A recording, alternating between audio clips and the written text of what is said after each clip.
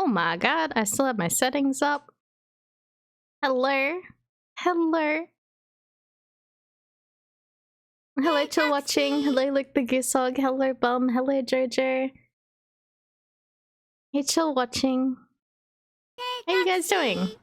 Hello. Hello, look the goose hog. What are you guys up to? Hey, Jojo. What are you guys up to this week? It's Friday. It's Friday. Diabloing your life away? Is it good? Are you enjoying it? I haven't looked at anything about it yet. But all I see in my BattleNet is just full of people in Diablo 4. I hope people are having fun. I don't know if I'm gonna get it yet. I did enjoy Diablo 3, but you haven't played since 2? Wow, that's a big break. Watching others sink into the swamps of Diablo. Yeah, I don't know if I'm gonna get it. I don't know. I don't know. It kind of Hey, taxi. Hey, no one cares. It kind of turned me off when they said that there will be like monetization and seasons or something in the game, like battle pass seasons. And I'm like, but it's a full priced game. So that kind of put me off getting it. Hey, Enderwiz. You got work at the moment? Hello and goodbye. Thanks for dropping in. Materials and such in the past? Yuck. Yeah, I don't like that. They should have just made it free. They should have just kept those passes to the Diablo Immortal. Like, why do you gotta add it in your full price game?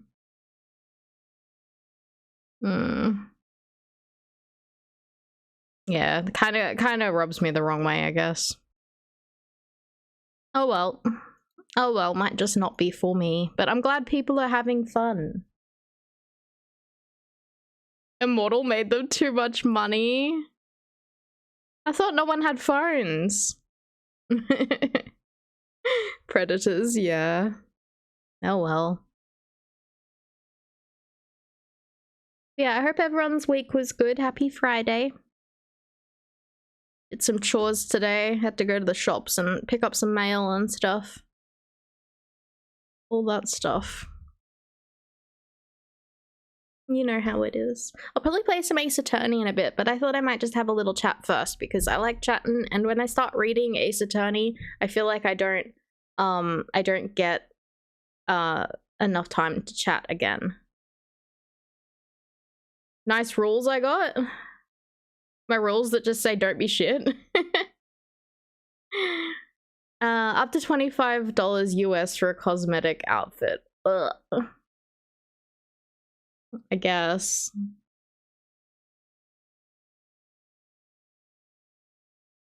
Cosmetics don't bother me too much.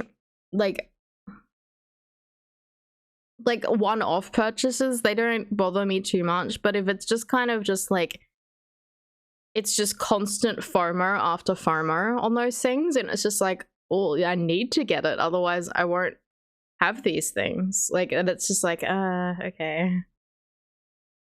Like, WoW's also gone the same way on retail. It's like every like 3 months there's a new mount or something, or pet on the paid store, and you're like, stop it.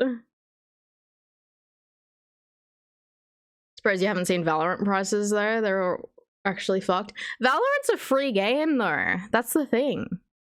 Hey, taxi. Hey, Lapsod. You can grind forever to get amazing items and then make them look the same as everyone else who paid.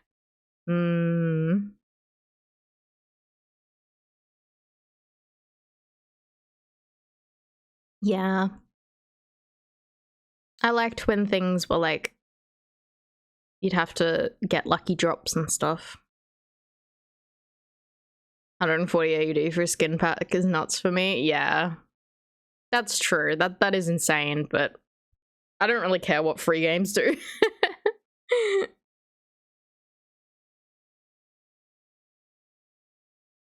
You miss the old Overwatch loot boxes? I've not touched Overwatch 2 actually. I've never ever touched it.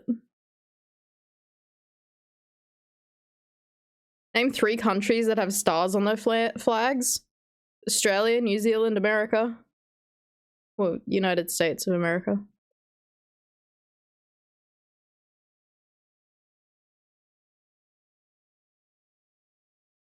It's taking the piss? Yeah, exactly. That's insane.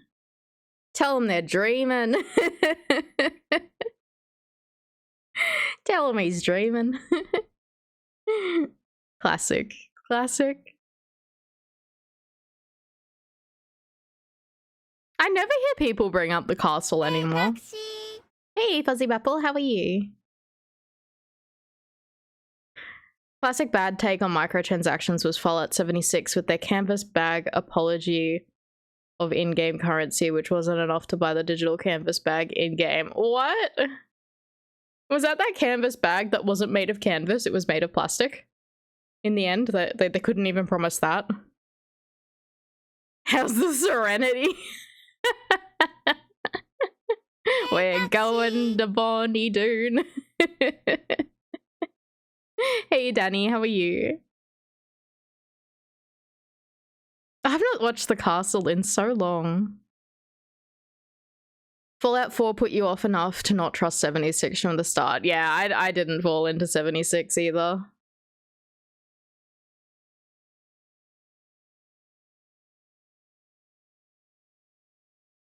Yeah. Happy Friday, everyone. I may have made a little cocktail that I had like half an hour before dinner, and I only had like a single sushi for lunch, and it may have hit me a little bit harder than I expected, so I'm a little bit it's okay.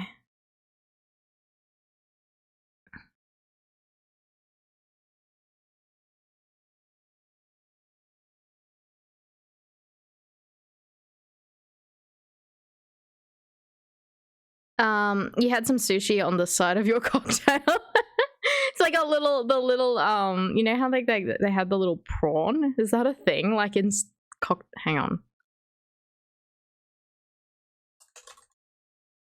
Like, do people put prawns on the edge of cocktail glasses? They do. It's like that, but it's a whole sushi, like a whole like a sushi piece instead on the edge. That's an American thing. I don't know. I don't think I've ever seen it in real life. Googling it, it looks like there is some kind of things. Lapso got you gongcha on the side of a burrito. Ooh. Oh man, I love burrito. I love the Guzzi's burrito with the chippies in it. There's an iced tea place that we go to, which is near one of the Guzzi's. You pair it with iced tea and burrito. Amazing. Tonight I had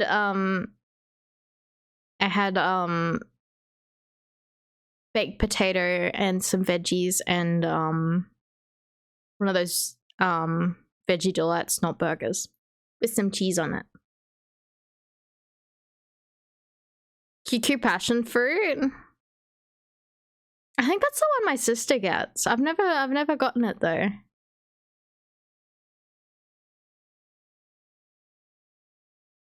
I can feel my face is like really hot from the cocktail I had. The veggies are pretty decent. Yeah, they were good. Very tasty.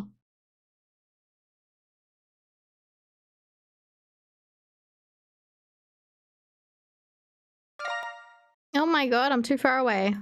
Thank you for the pets. Thank you. Hello, smallest tiny boy. What's tasty?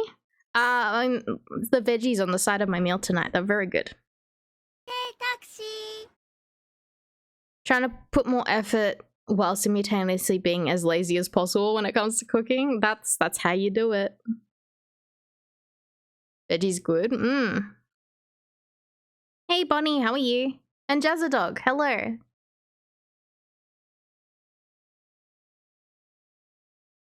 Yeah, the baked potatoes were pretty good too. I love baked potato. Playing some Diablo 4 at the moment. Oh my gosh, everyone's playing Diablo 4. I hope you're all having fun. Hope it's everything you wanted. God, the pets won't curse this time.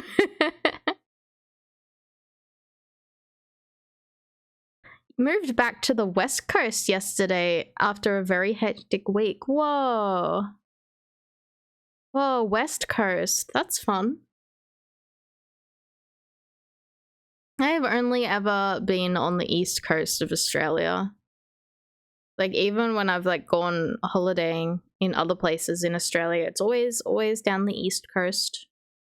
When I was a teenager, my parents went on a road trip, which meant I got out of school for like, I think it was like maybe like 2 or 3 weeks. And we did a big road trip down to Sydney, then Melbourne, and then down the Great Ocean Road. It was very nice. Like, we also went to, is it the Blue Mountains that have the snow? We went there, but it wasn't like skiing season. We just saw the snow basically. It was very cool. There's a $5 Diablo 4 tax if you're playing it while tuned into stream.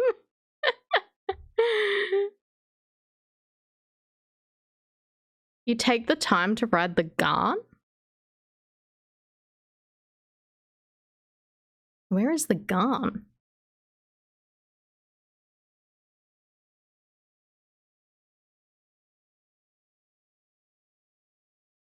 Oh, the big train?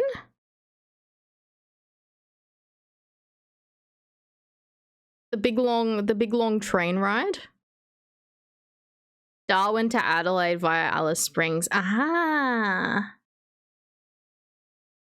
Yeah. That's cool.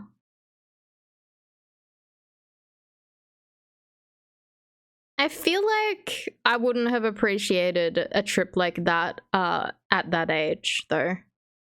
Like when I was like 14.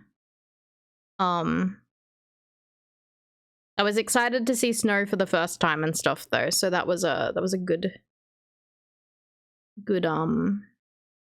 experience.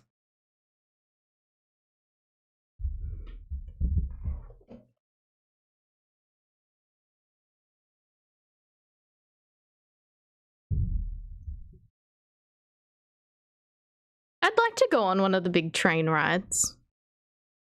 I think that'd be fun.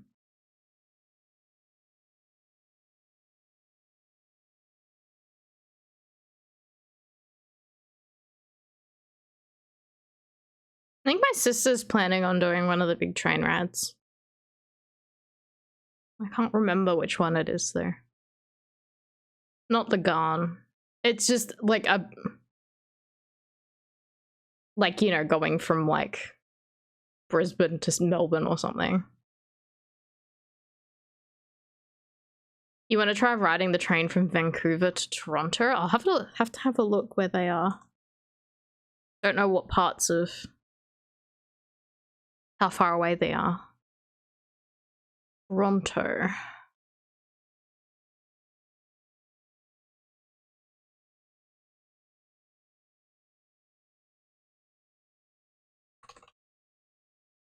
Vancouver. Oh wow, okay.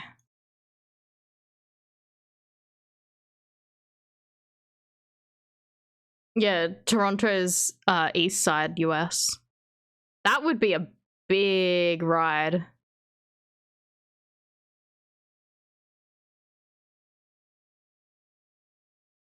Wow. So it's 40 hours by car. 3 days by train. Wow. That's insane. That is a big fucking ride.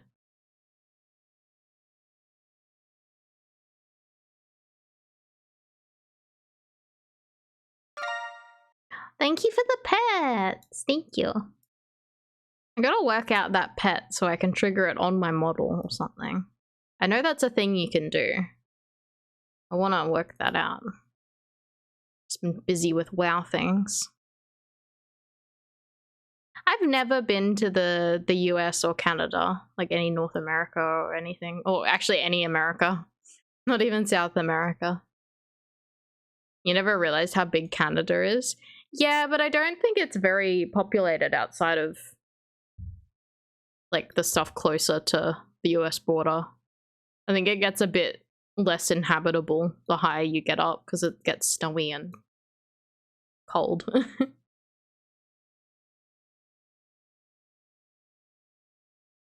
Maybe America isn't the best place to visit at the moment. Yeah, honestly, I've never had any reason to want to go there. The only like I wouldn't mind Canada. Canada would be alright. 80% of the population lives within 100 kilometers of the US, yeah. Most of it's all along the US border. People have been saying that for 20 years.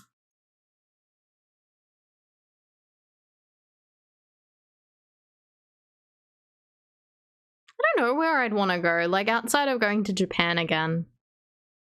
I don't know, like I kind of don't have much interest in travel. It's such a stressful experience that I don't know if it's worth it to me. Like I'm not interested enough in other countries' sightseeing and foods and stuff like that to go through the stress of hours and hours of flight. You heard Korea is good to visit. My sister's been there and she said it was good. My problem is food options for me. That's the biggest problem.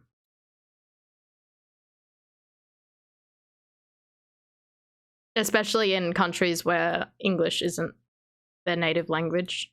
So then communication gets a bit iffy if you're like, does this have meat in it?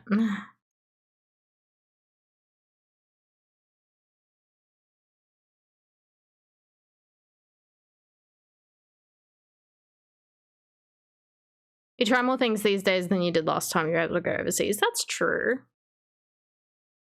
That is true.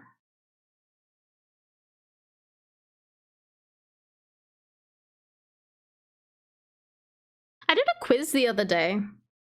And it was like a quiz on how you say words, like the pronunciation and what you call certain things. And it was something my friend linked on Twitter. And it was US based, so it basically put you where your dialect would be closest to. And apparently I'm more densely New York New York slang and stuff. Which I don't know. New York's pretty like that's I mean, I guess like New York's like right near is it Brooklyn is right near New York as well? You wouldn't have thought it. It was just like based on like what do you call these things? Like what do you call trying to think of what they use, but like I guess like the US slang of New York may have rubbed off onto Australia more than the other areas. We've always had American TV. Yeah, exactly.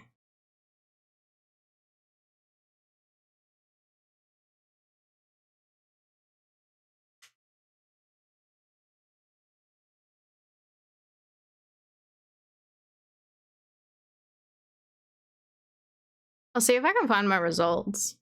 I'll see if I can find the quiz for you guys. It was interesting. It was interesting to do as like a non-American. Have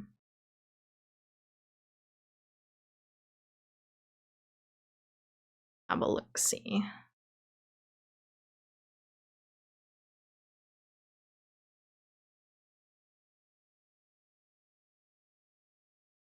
Here's the quiz if anyone's interested. And let's open up my results. Firefox. Do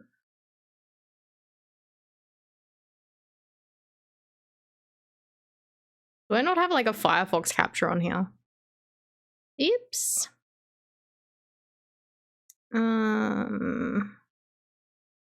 Window capture.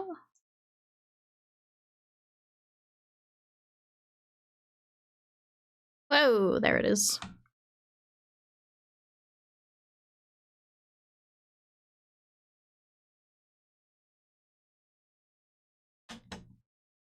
Move me out the way.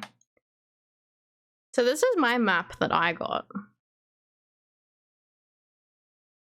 And it says I'm closest to up here and a bit of Florida. You got Yonkers? Yeah, the Yonkers. Yeah, so that's my result. I'm definitely not this area apparently, which I think is like Wisconsin and stuff like that, and they're all like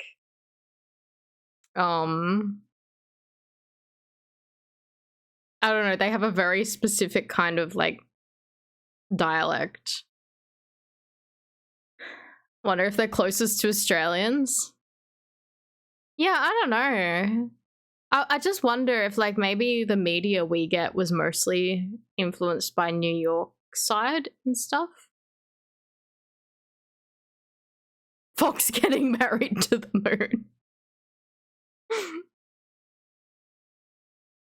I don't know, it was fun to see as an Australian what am I most closest to in the words that I use. A lot of them I couldn't answer though. I'm just like other. I call this thing other.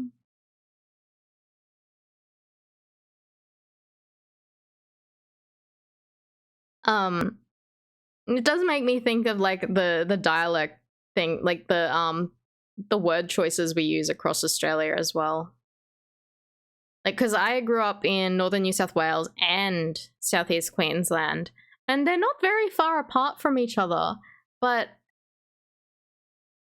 changing schools and suddenly like people call their swimmers togs and stuff like that, and they call the canteen a tuck shop. It's like, wow, this is a different place. But like, it's like an hour away and you're in New South Wales.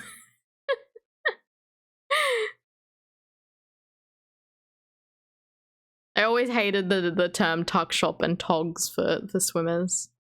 Never liked them.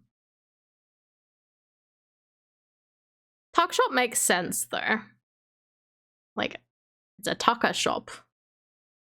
It's very, very Aussie sounding. But we used to just call it the canteen. Whereas like a canteen is like a water bottle thing, isn't it? No.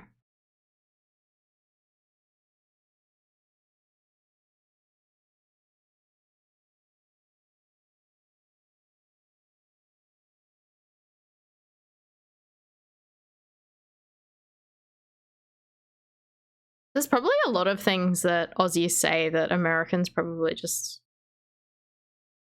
have to guess contextually. Well, not just Americans, anyone outside of Australia. Do any non-Australians use the term texter?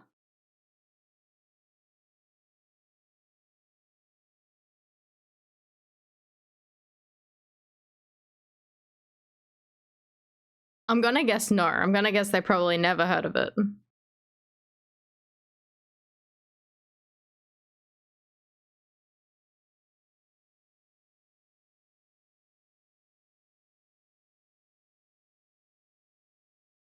I feel like I've not used the term texter for a long time though. I think like once I found out it was like a brand name, I was like, ah, you've never heard of it? It's what we call like felt tip pens, like felt tip markers as US people call them. Texters.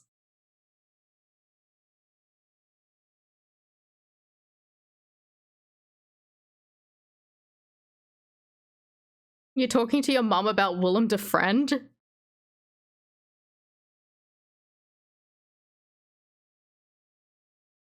You've only ever called them markers? Yeah, so yeah, I don't I've started calling them markers. But as a child it was always Texter, and Texter is a Australian brand of felt tip pens. You call them Texters? Yeah, that's what I used to call them as a kid. I don't really call them that anymore. I don't know what I call them. I think just markers. I guess I don't really use Texters anymore. The closest I use are like Poscas, but that's a very specific type of texter, like because they're a paint pen.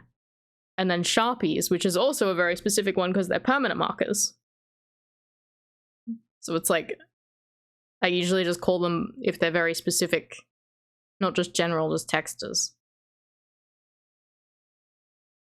I used to love the connecting ones, the ones that like you could connect in a whole big row, but you could also like make guns out of them. You'd be there making like a gun out of your texters in school.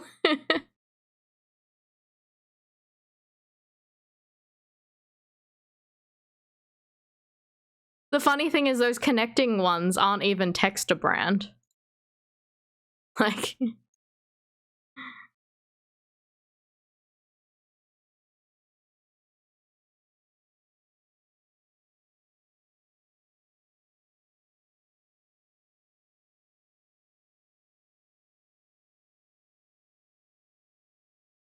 see, Texter. Texter.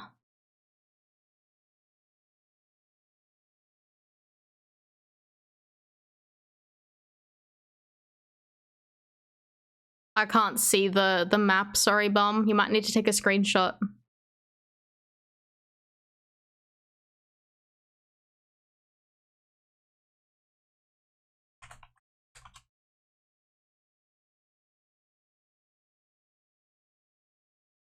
I think specifically we did used to call these connector pens. Because they are connector pens. But they're still texters. God, I miss connector pens. Taxi ranked? Oh, it's in the taxi rank. I get it. Like, what did I rank at? What am I ranking? Oh, weird. Houston and New Orleans. That's really weird, bum. And Yonkers. I've never heard of Yonkers before the other day when I got that on my result. Yonkers. It's such a weird name. Yeah, the Yonkers. Maybe Yonkers are just the Australians of the US.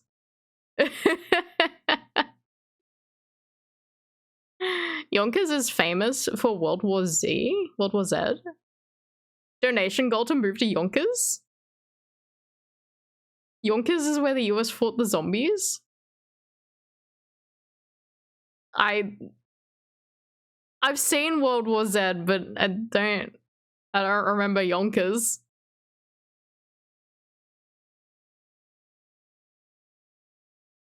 Yeah, connector pens. I'd love to get some texters, actually. This sounds fun. Let's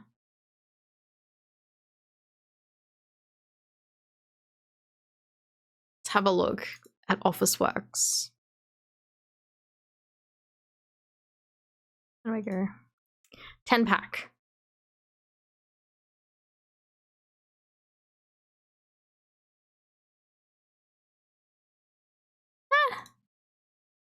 Yeah, that's like 50 cents each for 10 of them.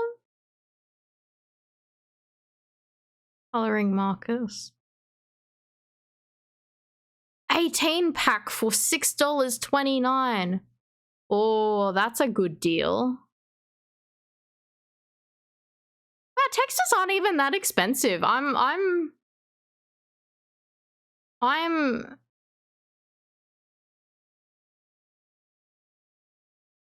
kind of want some. The relevant stuff from the book in the movie are the subplots about Israel and Korea. Interesting. There's a video game? Your parents were cheap? What the fuck is this?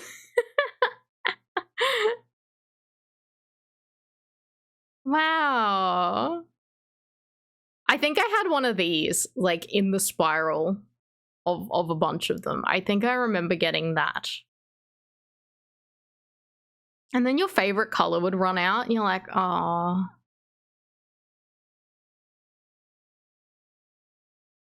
Wow. 45 colors for $16.80. That's not bad at all. Like, what? I thought they'd be like real expensive. Like, I don't know. Is Faber-Castell not as expensive as I thought?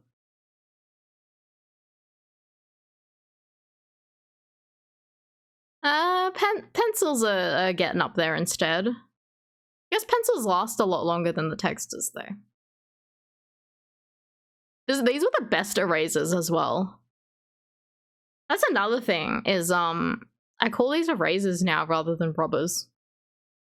Your language changes once you start being on the internet. But I remember the green one especially being really good.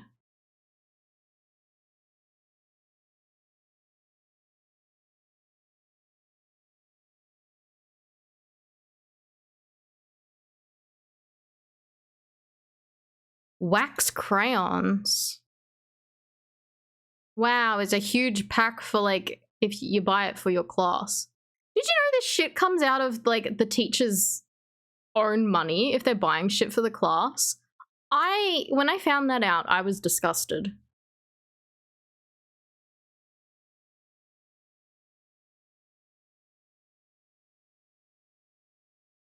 You had to change how you spoke when you started dating Fuzzy because a lot of your Australianisms confused her, really? Has she gotten them now? Because people on the internet and TV call condoms rubbers and it sounded weird. Yeah. I think as soon as I hit high school and you started calling them, you called them rubbers, people would snicker, so then everyone started calling them erasers.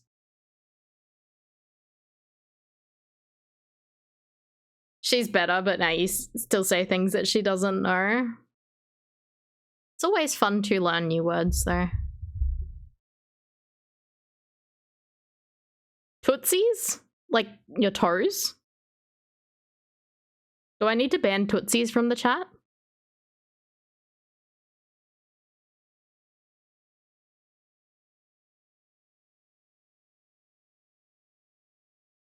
What the fuck is Toothy Pegs? I still don't get it. Thought it was related to Tush. Yeah.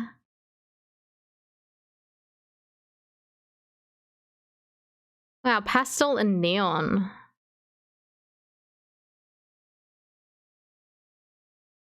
That's fun.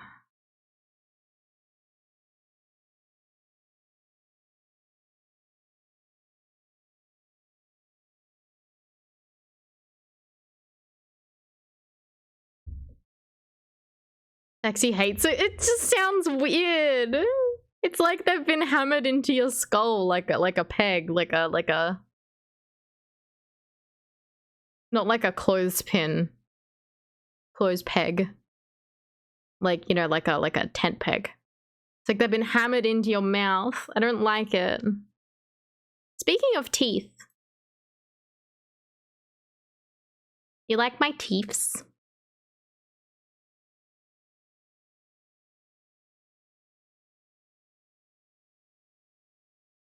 Fangs.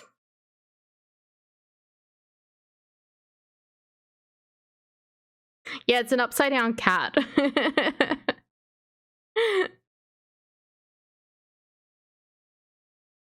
That's exactly it, Danny.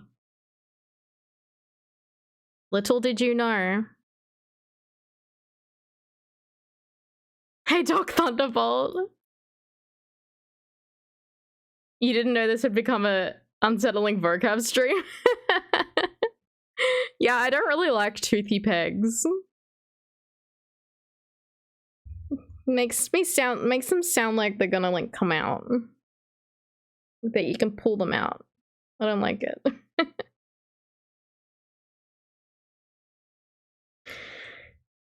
Teeth are just outside bones. They're not bones though. They're not. Not specifically. Bones on the outside. No, they're different. They're different.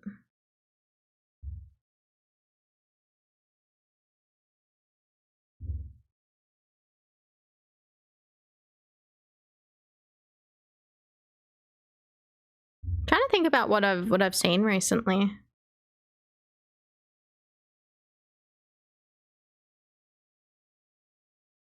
When you draw a skeleton, it's made of bones, but you draw the teeth.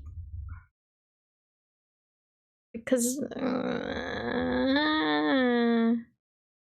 read a sort of the other day where teeth grow off the bone in the body. I saw that, but I thought it was a creepypasta, like made by like a horror artist. It was real? Oh god. Oh god, I thought it was like a horror artist on Twitter. Teeth on your hands, good for chomping. There's a lady that had a tumor and had teeth in it. Ah!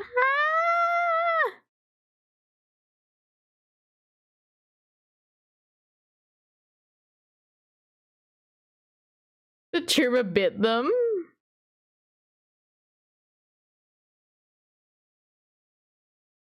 I'm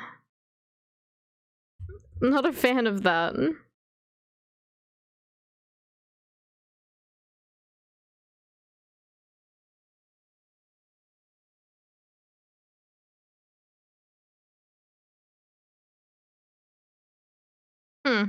My sister sent me a message saying her TV is now saying that her Netflix is not part of the Netflix household, so she can't use our Netflix account anymore. I love that. How do we fix it?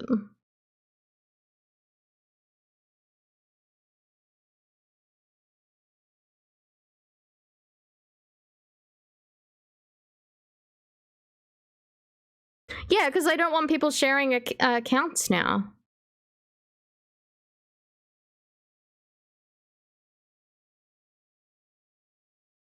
Pay for a new account? Yeah. She'd probably have to come, like, connect her phone to our Wi-Fi and say that she's part of the household, and then she'll probably have, like, a few days where she can use it. Am I the account owner still, or you? I think you're the account owner, but I switched to paying for it because my family uses it.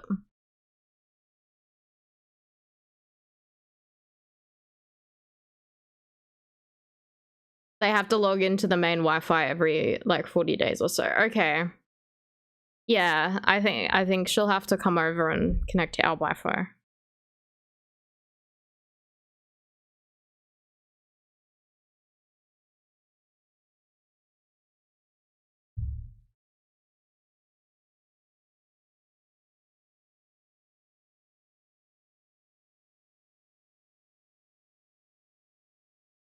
You know what does work? Pirating shit, I know. Apparently it won't let her cast from her phone to the TV. So that means I can't go to a friend's place and share my Netflix with them from my phone. Is that what you're saying? The fuck is this?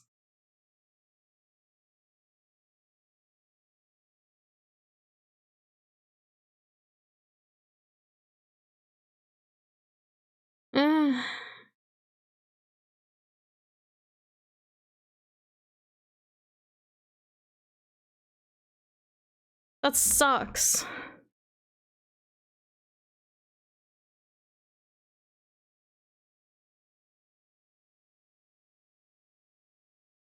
She says she can use it on her phone. Like, she can watch things on her phone currently, but it doesn't let her tether that phone to Chromecast on her TV.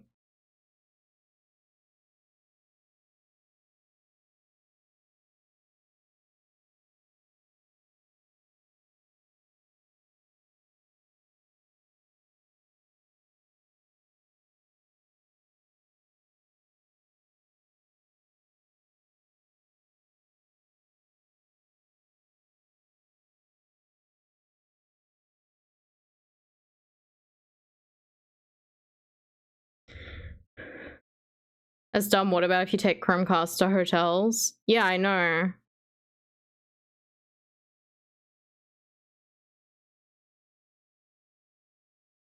Bad. Bad. Fuck Netflix. Why would you do that?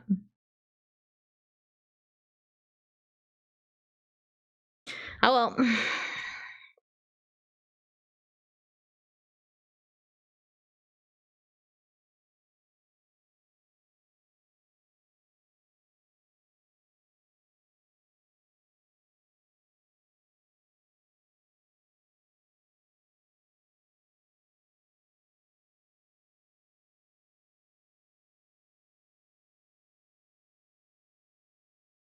If you can get Chromecast working at a hotel, they will make you a saint.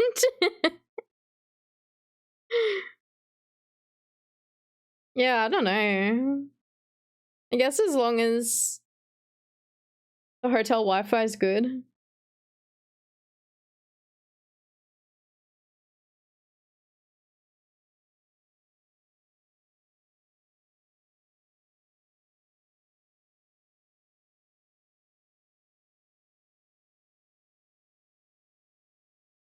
I can't believe Netflix did that.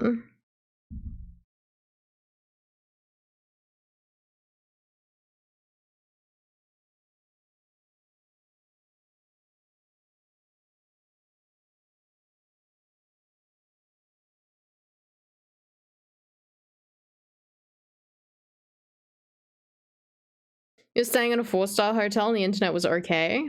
Ooh.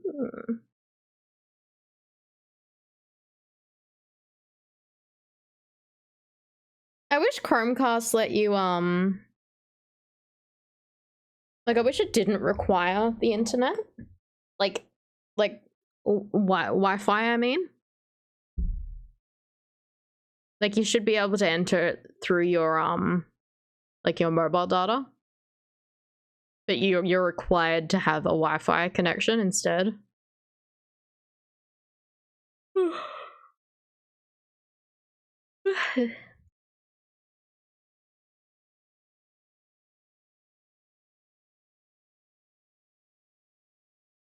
They sent you an email a week ago, but you didn't notice it. Fair enough. I've seen your emails. It's like 9,000 unread emails. Calling you out on that.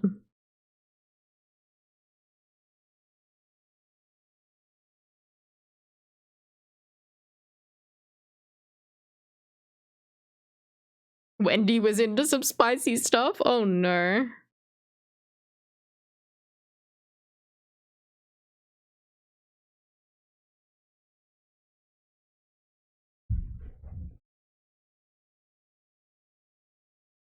That's a lie?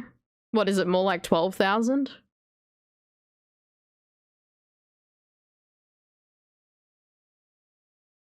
Oh my god.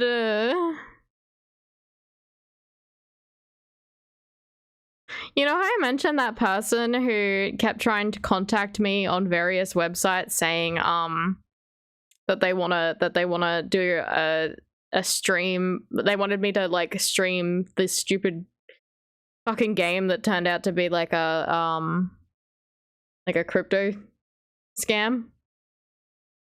I just checked my my spam email. They've sent another 2. One was from this morning. No, not Raid Shadow Legends. I don't think Raid Shadow Legends is a crypto scam. Yeah, like proper crypto scam. Like it mentions like NFTs and shit like that.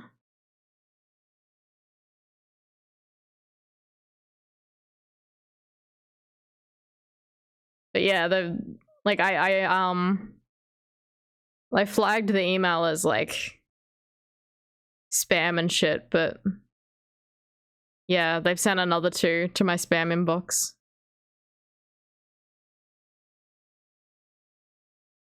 The link to the page boasting about how good the game is has a link to a page boasting about how much money they're making scamming people with NFTs.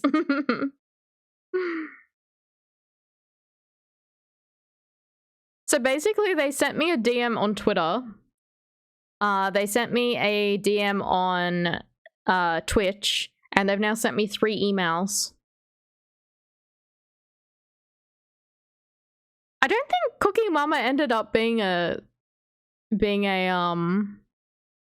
like a blockchain thing. I don't think it did. I think it was theorized that it was, but I think it was just poorly made.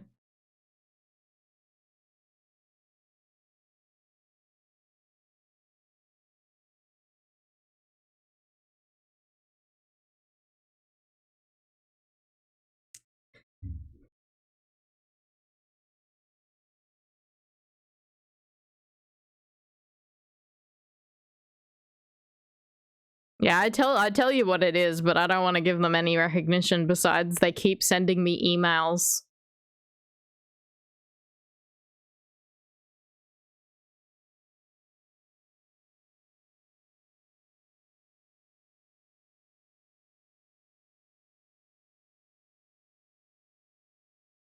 Like I even blocked them on Twitter.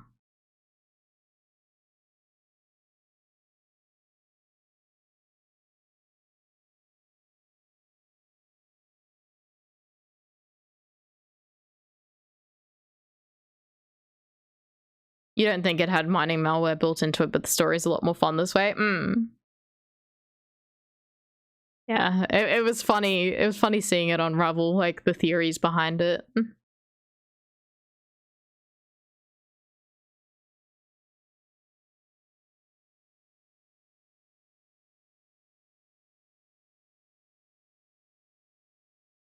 Someone panic tweeted that it did and everyone shit the bed. Yeah, like people are so quick to say something and then everyone just follows it. You're like, maybe think about it for a second.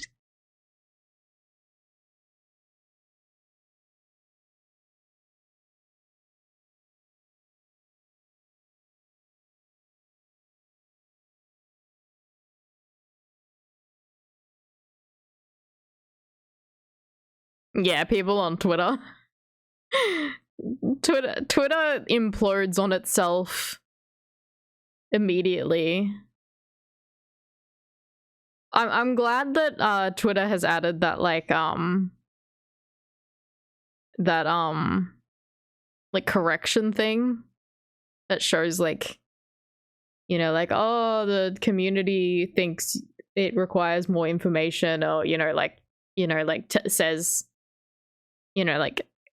says proof on like things aren't real and stuff like that. I like that they added that, but yeah,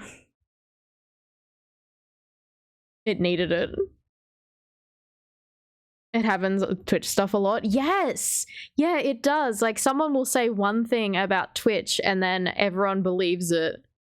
Like, the whole, like, oh, you know, you have to be... Like, not that long ago. So, like, ages ago, they said that you need to have... You need to be, like... To lurk a stream, you don't count as a viewer if you mute it. And then they're like, oh, yeah, you can just mute the tab instead of the actual Twitch player. And then people said, oh no, if you mute the tab, you don't count as a viewer. And then people are like, oh, okay, well then, you know, then we'll just turn it down really quiet. And then eventually people are like, oh, you have to be actively talking in the chat to count as a viewer. And it's like, fuck off, this isn't true at all. This isn't true at all. That correction thing is very questionable now that someone took Twitter over. I'm pretty sure they're meant to give like sources on their corrections. At least that's what I've seen. If you Google it, there's a tweet from Twitch staff saying all viewers are counted muted or not. Yeah. Like, why don't y'all just admit you have 10 viewers?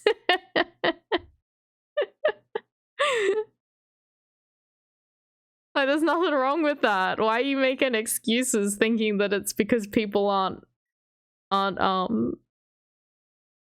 have like muted you that they don't count? You should have 40 now. Everyone please unmute. Please chat once every 30 seconds so Twitch knows that you are there.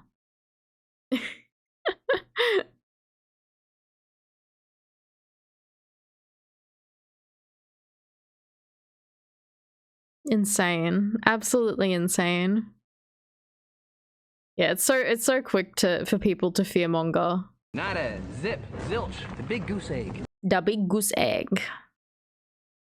I was thinking about trying to play that again and like working out the speed run for it, but I feel like it's been too long to try and speed run it. I would like to though. I'd like to learn it.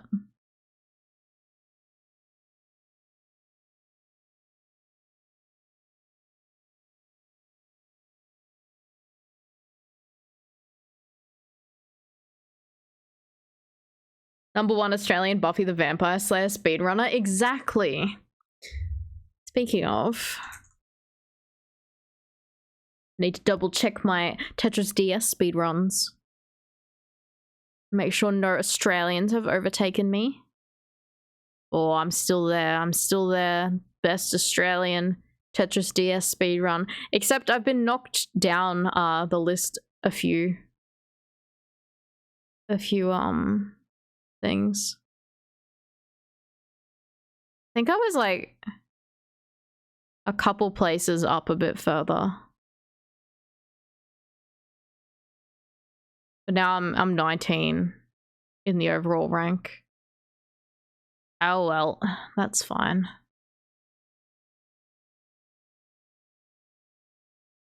Maybe I can try it again. Maybe I can start playing it again once I get the capture card.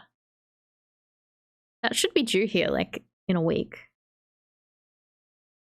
29 seconds. Hello Ultimate, how are you?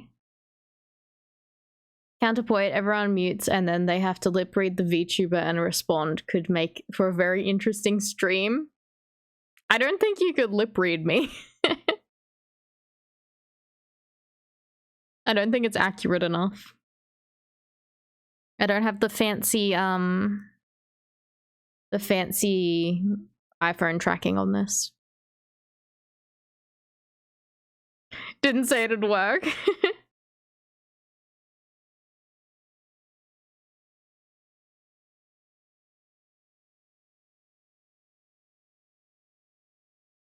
Oh my gosh. You did a speed run just for fun and got 29 seconds? What did you speed run?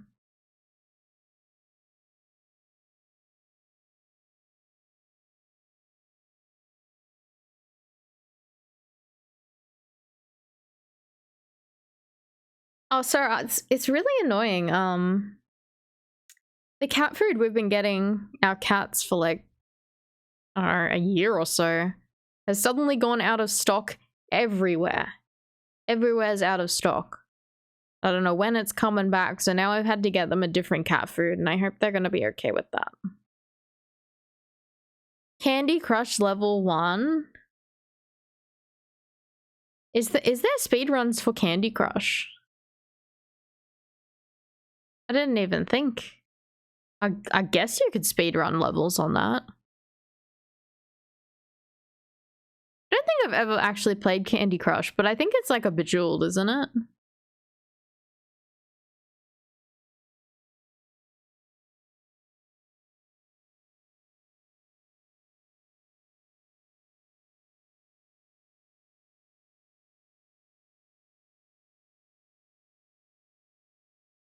I want to do a stream one day where I play lots of the Neopets Flash games. There isn't, but you did it just for fun. That's fair.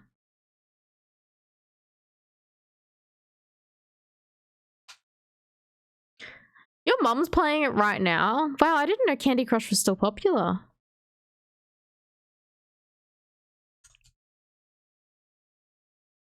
Candy Crush. There is speedruns for Candy Crush.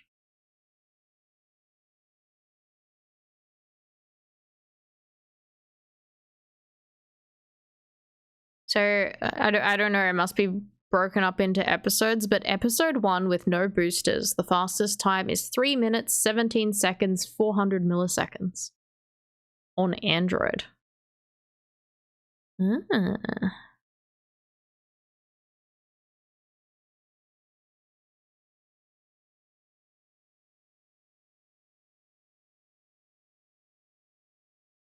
There's 108 people playing Candy Crush Saga on speedrun.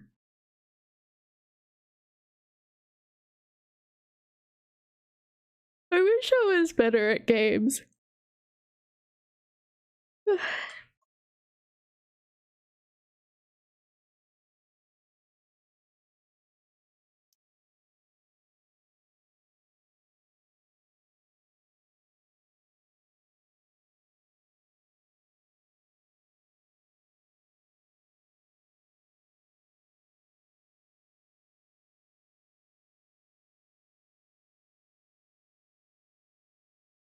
There's World of Warcraft section, but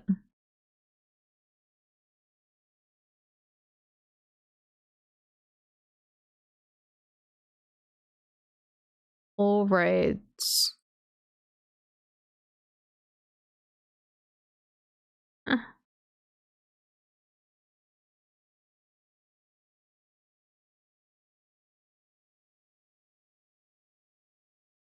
All vanilla raids. Fastest time is 16 minutes 58 seconds.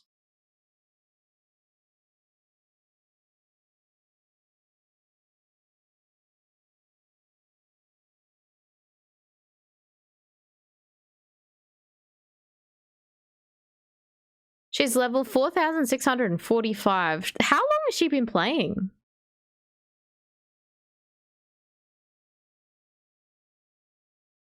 You don't want to go with toxic winners? Don't want to deal with toxic winners? Normally, to be eligible on the speedrun website, you have to like record your gameplay. So that's like proof you didn't cheat. Forever.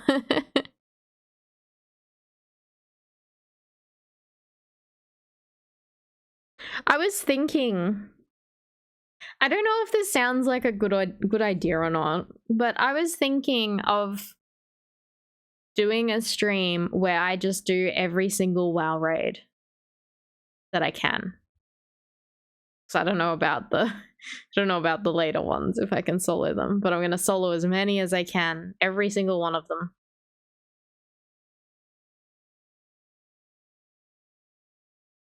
Would anyone be interested in that and see how long it takes?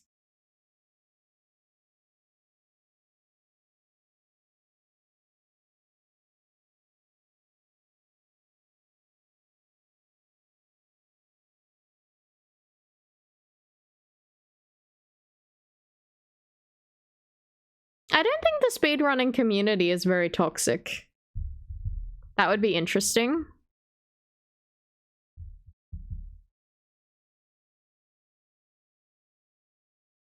I want to do it for myself. Oh, I hurt my hand somehow. What the fuck?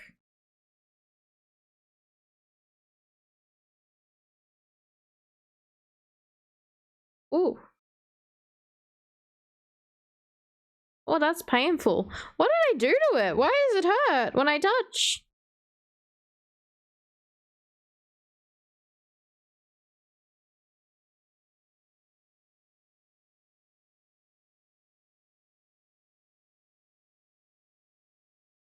Did I hit my hand today? Is it my skeleton hand? No. Did I hit my hand today? Maybe I did and I've just forgotten. Ooh. It hurts. Like lightly touched it, it hurt. The reveal of Taxi getting 2 skeleton hands? My skeleton hand shouldn't be able to feel anything because it's a skeleton. There's me hand. I didn't really do any rigging to the hands. I didn't split them up in a way that I could rig them. Got a bit of thumb movement, that's all you get.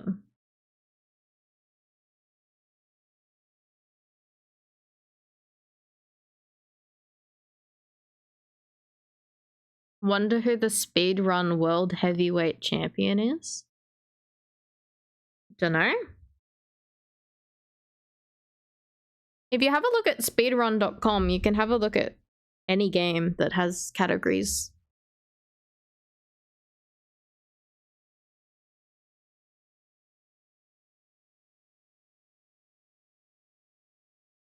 Alright, I've kind of been chatting for an hour. Should I play some Ace Attorney? You guys want me to play? What do you guys think? Should I do it? Should I play a chapter?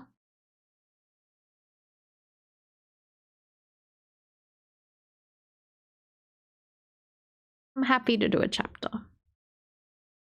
Let's do it. Let's switch to Ace of Attorneys.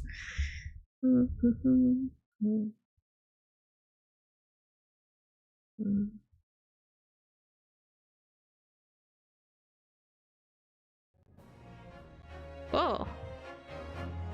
Oh, it's still up.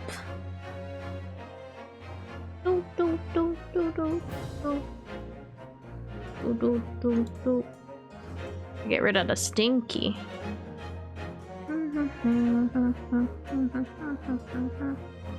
Stinky.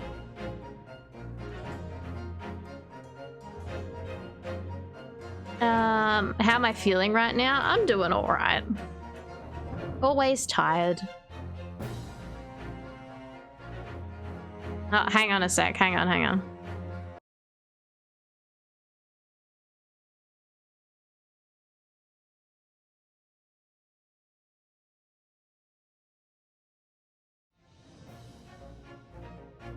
I fixed it. The border disappeared at some point.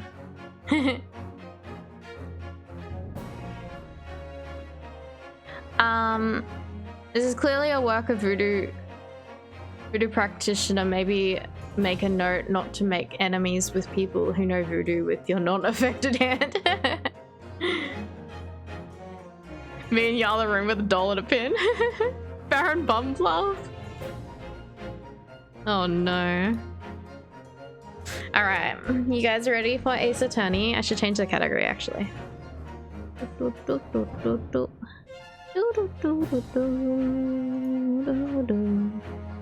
The Great Ace Attorney Chronicles.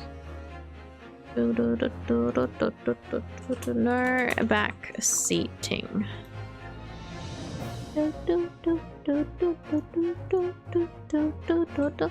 Can anyone let me know that the category has changed properly?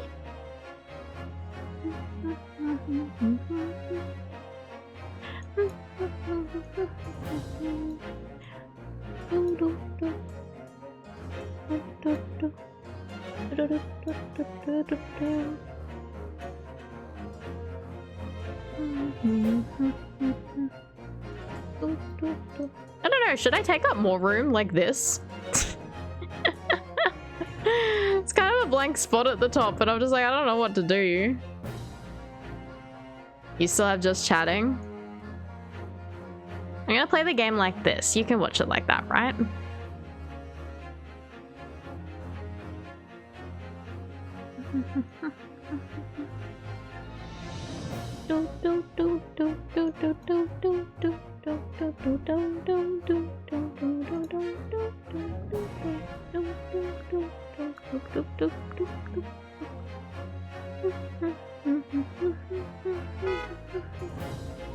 Ah!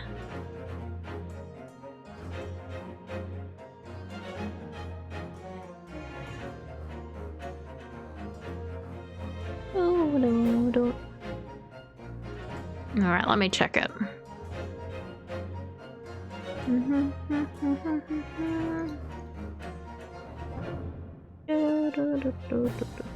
Yeah, it does still say just chatting.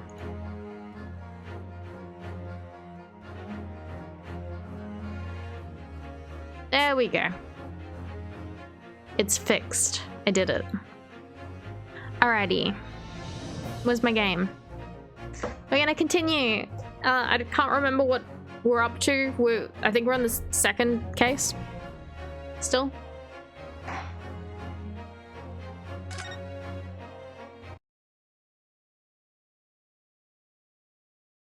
See if I can remember. Oh, we're up to the actual courtroom. Let me know if that's too loud. If that's too loud, please let me know. The Old Bailey. The Old Bailey. This place always makes me feel strange. I seem to get chills down my spine and break out in nervous sweat all at the same time. Hey, Wild Rose and Joe.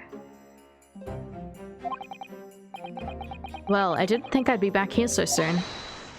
That's my line. Aww. Good morning. Ah, good morning, Mr. Natsume. It was only 2 days ago that I was declared not guilty here. Yes, we somehow managed to prove he didn't stab Miss Green in the back. But now this. Another morning, another murder, and here I am again in this hellhole. Can't keep coming to court. I'm beginning to think he's right. It really does seem as though he's cursed. Mr. Naruhodo, I'm afraid I have bad news. Oh. Mr. Natsume, good morning. Yes, morning. So, here we are again. Yes, again. Stand accused of murder of Goku? How do I plead? Absolutely guilty. I'm proud of killing Goku.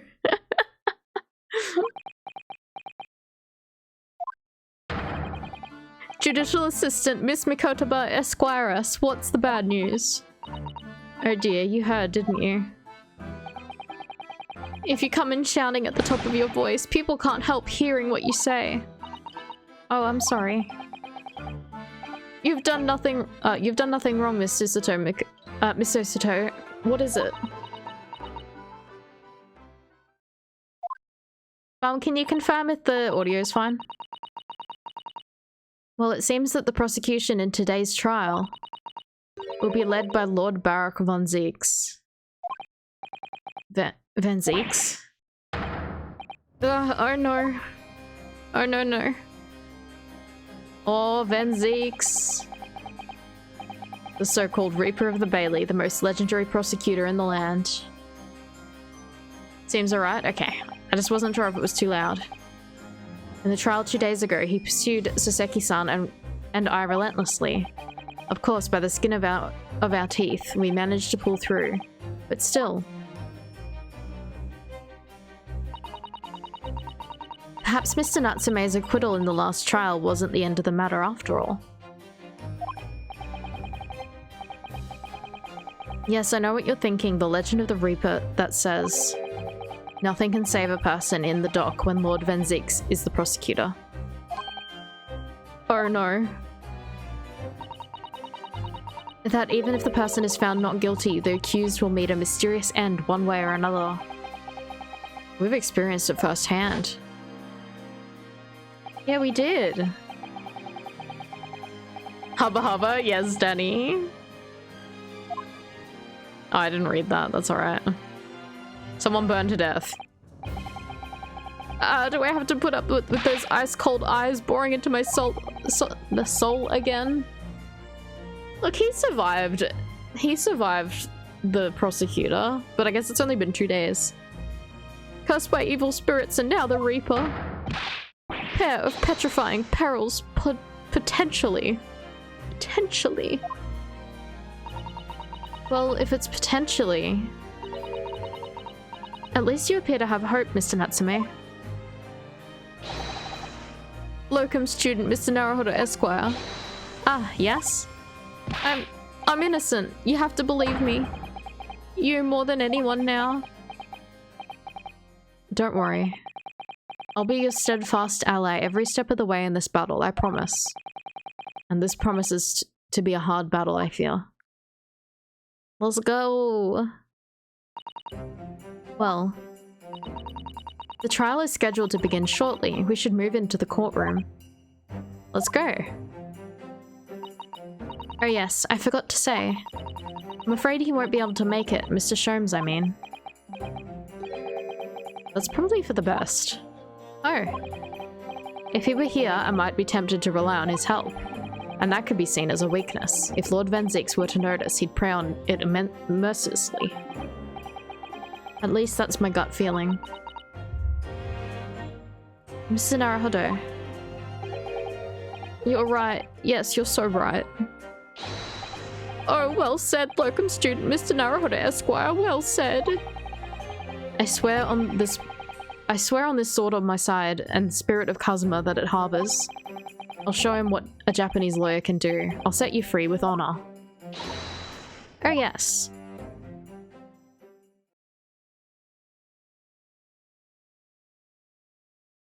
Poor Saseki, I know.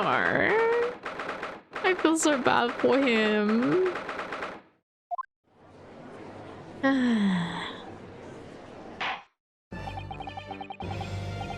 In the name of Her Majesty the Queen, I hereby declare this court to be in session.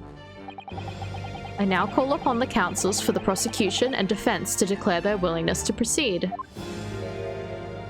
Mr. Vampire Man. The prosecution is ready. The defense is ready, my lord. Readiness for the trial, my learned Nipponese friend, is not what the defense needs. What you need is readiness for your inevitable defeat. It's not just my imagination, it's really there. Lord Van Zieks has such an animosity towards us Japanese for some reason. It was some time ago now that he first became known as the Reaper of the Bailey, I believe. These past few years, he hasn't appeared in court at all. Yet now he's back in the courtroom, though for some reason, only when I'm defending. This Reaper, with his curious disdain for us Japanese, is a prosecutor shrouded in mystery. Still, this isn't the time to be pondering that. I have to concentrate on Saseki-san's trial. Furthermore, I now call upon the 6 ladies and gentlemen of the jury. You have been chosen at random to represent the will of the people in this trial. Are you ready to fulfill your duty? Absolutely, I had a feeling this larrikin wasn't innocent before. I must say that I feel especially ruthless on days when my hat refuses to sit right. Oh, well, I rather like how you're wearing your hat. I think the ruthless look is very fetching, actually. I need to be somewhere at 10 o'clock. I have a very important meeting. Let's make this quick. I couldn't agree more. I need to take home 5 bob tonight, or the missus will go through the roof. Oh, may the Lord show us all the light here and lead his flock to the righteous verdict. I've forgotten the voices that I've given some of these guys in the last game, but I mean, it's been forever. The British jury system is so very different from our own, isn't it? It's quite extraordinary to think that the power of judgment is in the hands of these 6 members of the public. And that judge can only pass sentence when all jurors are in agreement about the defendant's guilt. 6 citizens of London chosen at random, or at least that's the idea. I don't think they're random because people keep getting chosen. I'm doing a great job, I'm trying.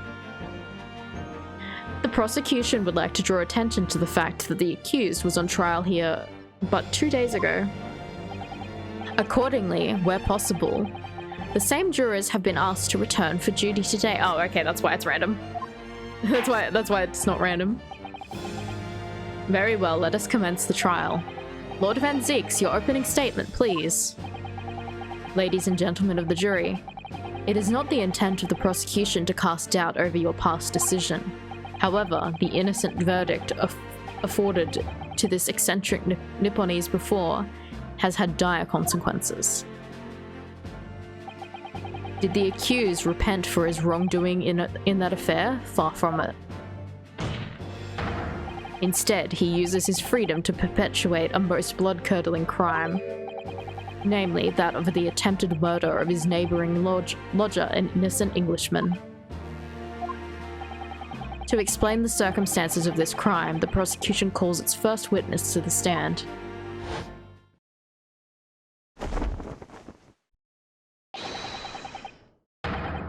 The detective responsible for investigating the scene, the accused himself.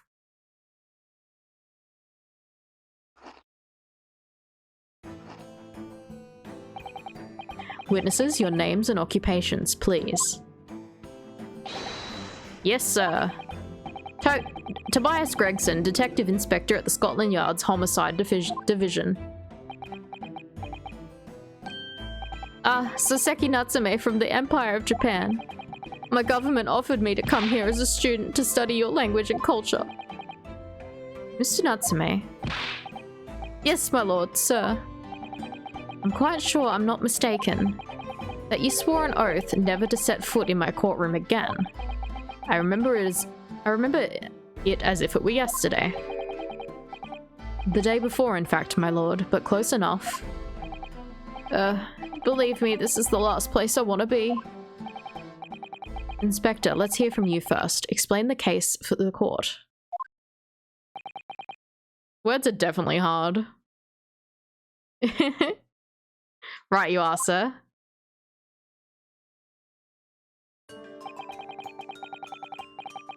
He's definitely a vampire. The incident occurred at the Garida household where the defendant has lodgings. In the ground floor of the room... In the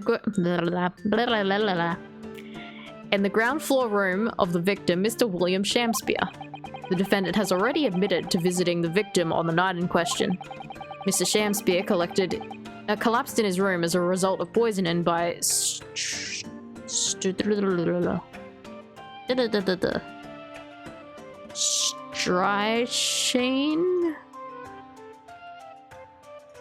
Poisoning. It was found in the following morning when the landlord suspected something was wrong and broke down the door. Strychnine?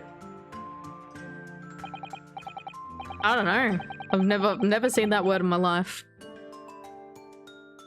This means, I presume, that the door of the victim's room was locked at the time of the incident?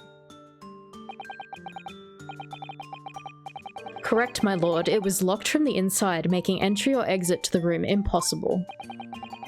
Although the victim, Mr. Shakespeare, lives to tell the tale, he very nearly didn't. The man was halfway to heaven when we first found him. I was the first officer on the scene, my lord. And I have a photographic print here that I took at the time to show how it looked.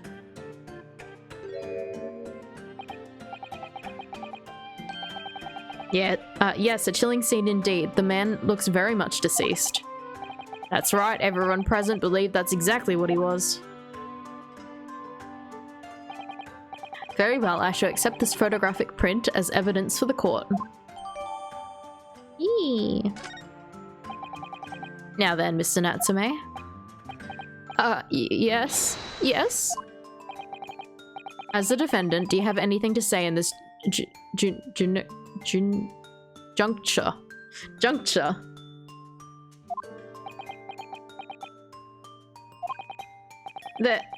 They're haunted by evil spirits. Good gracious, what's haunted? My lodgings. There's been a whole series of strange happenings in my lodgings. The tenant before me died in mysterious circumstances. A woman was stabbed by no one on the street outside. My neighbor was poisoned. And me? What about me? I've nearly been killed countless times. Killed, Mr. Natsume? How? Even on that fateful night, it happened when I returned from Mr. Shamspeare's room. I lit my gas stove and climbed into bed, but before long, the stove went out and somebody tried to kill me. Oh no. You must always extinguish all fires before retiring for the night, Mr. Natsume. But it's so cold, my runny nose would freeze. The point is, I didn't poison my neighbor. Oh, weird. It froze for a second. Oh, why am I being accused of this? Why is my existence so cursed? You're going now? See you lick the goose hog.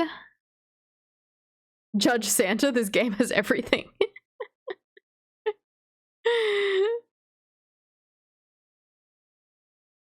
Strychnine is a poison, a rather nasty one. Ah, is that how it's pronounced? Thank you, witness. I believe I have a reasonably clear picture of events. If I could raise one more point, my lord. One more conclusive point. Conclusive? Go on. Fortunately, the victim, Mr. Shamspeare, has regained consciousness after his ordeal. And he has named the true culprit. The poison consumed by the victim was administered in a cup of tea that he drank on the night in question. Tea, my lord, that was brought to the victim's room by the accused. The accused? Good grief. Okay, so I remember what happened, like what we were researching last stream of this. I'm still sticking to my theory that the gas supply is really faulty and there's no fucking windows in their rooms and they're all getting carbon monoxide poisoning and weird shit's going on. I'm still sticking with that it's carbon monoxide. Order. Yes, that's the crux of this whole case. If Saseki-san is innocent, then why? Why has the victim accused him? Well, Mr. Natsume, what do you have to say to this accusation? That evening, yes, I did take some freshly brewed tea with me when I visited Mr. Shamspeare's room as a gift.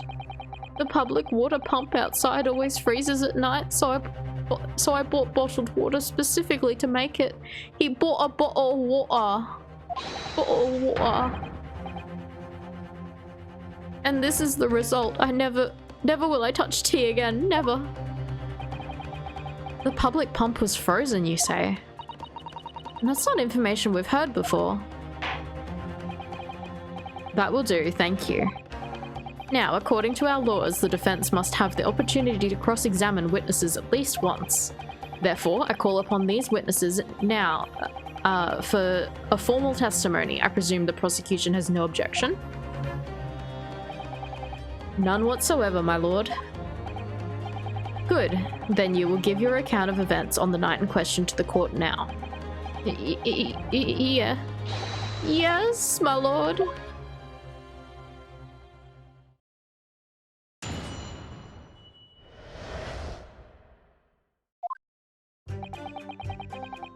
It was around 9 o'clock that evening when I visited my neighbor and took some tea with me as a gift.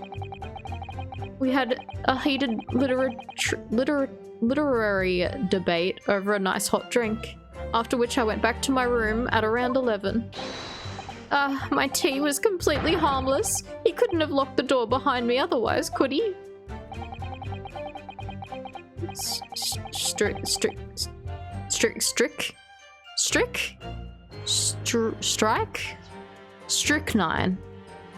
Strychnine takes some time to have an effect on the body. People don't keel over immediately after taking it. The victim would have been perfectly able to lock the door after his guests left. The argument still stands.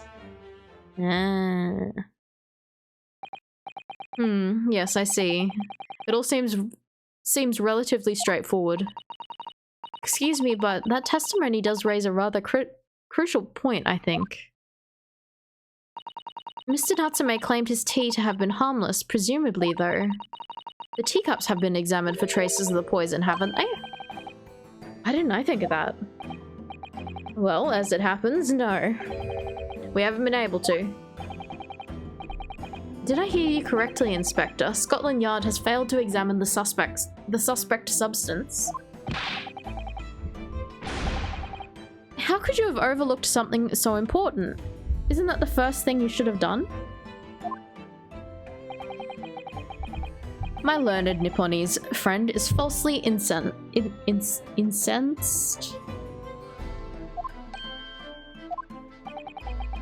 The inspector said Scotland Yard was unable to examine the tea.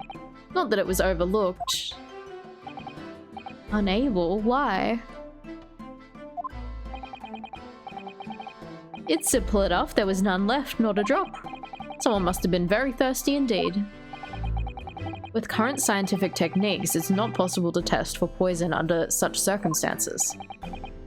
You only need a drop, but that one drop does actually have to exist, funnily enough. The lack of examination notwithstanding, it appears nothing other than the tea passed the victim's lips on the night in question. That's not true, he ate soap. I see. Thank you. The matter is clear. Cast your eyes over the jury, my learned friend. What? You can see it in their faces, I'm sure, the recognition of the accused guilt. Your client's fate is all but sealed.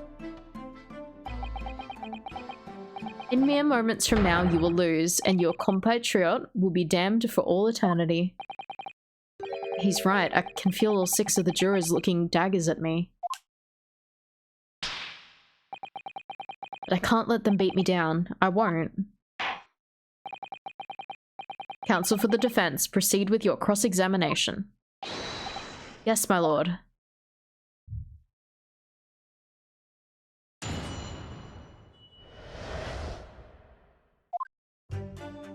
Alright. Some tea. At a heated literary debate.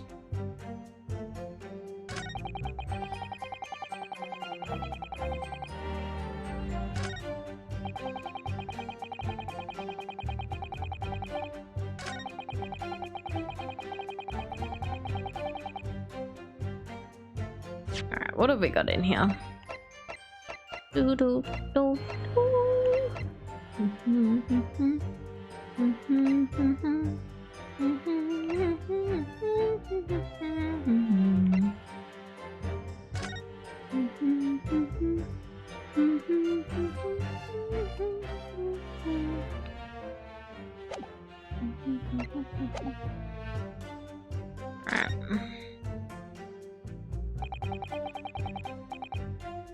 That's the extent of the testimony, is it? I could voice a personal opinion, Mr. Naruhodo. Of course, go ahead. Mr. Natsume is arguing for his innocence, so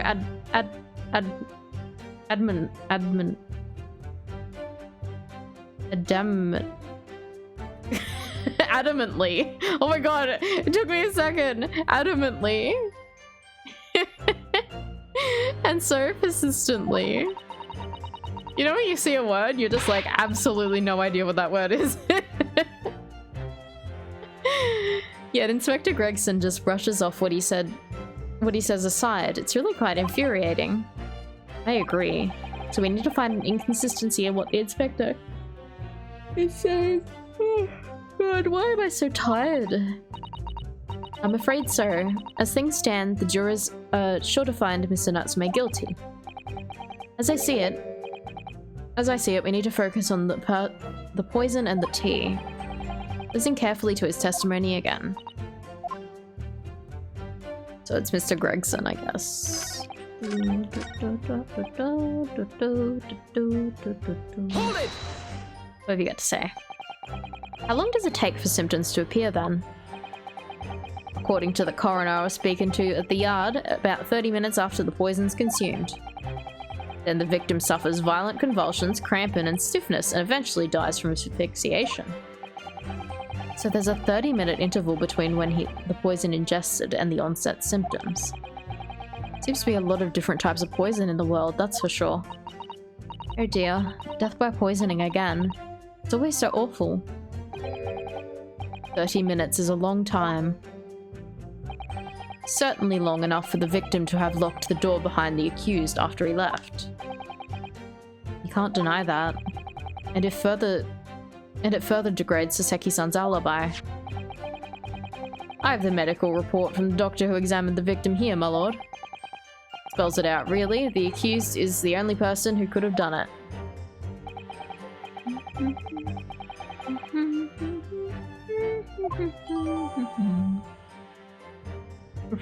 Report issued by Scotland Yard's medical officer. It obviously mentions the poison as well as other details gleaned during the police investigation. Alright, let's have a look. Oh yes, I see it here. Delayed onset of symptoms. Great.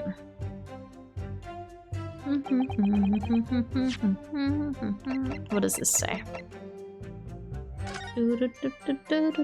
Ingestion of small quantity of... I've forgotten. Strychnine.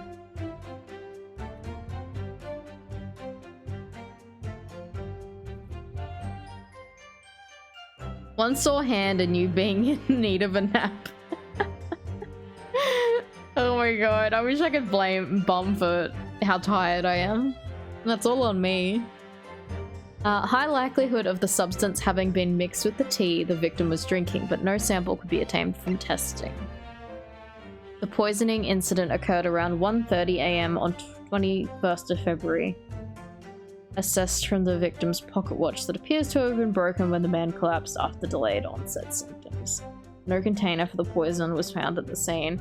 How do they know that it broke when he collapsed? It could have broken at 1:30 PM.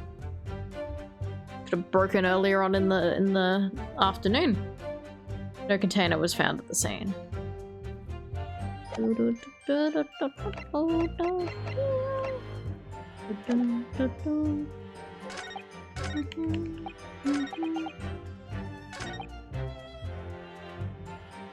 So around 9 o'clock, I'm gonna save my game. So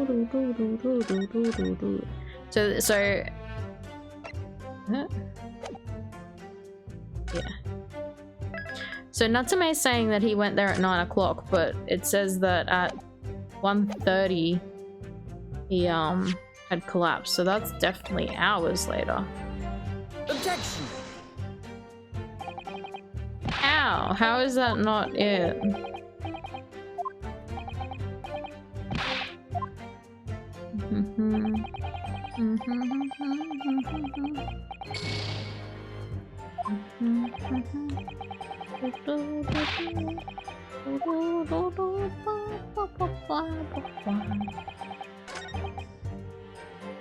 Oh, went back to my room at around 11.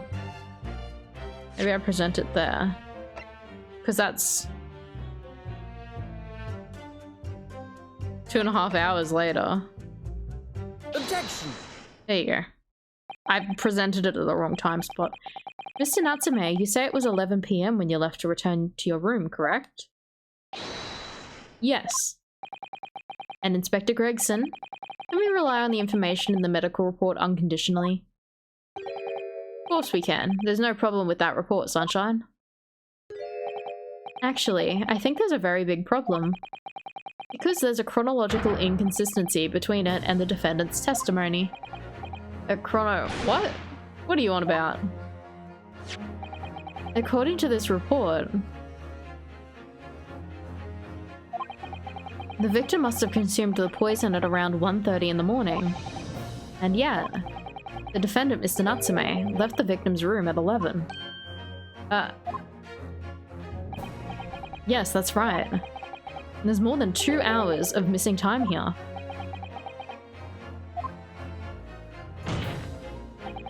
In other words, if there was a poison in the tea that Mr. Natsume brought to the victim's room, How could the victim have fallen ill to it 2.5 full hours after the defendant left?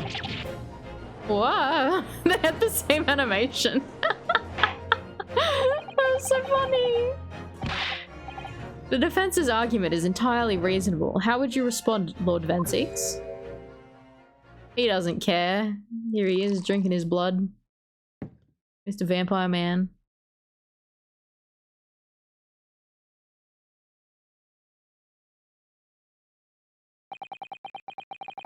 Pray forgive the discourtesy of my mind if my mind has wandered. I was considering what cuisine would best complement the contents of my hallowed chalice this luncheon.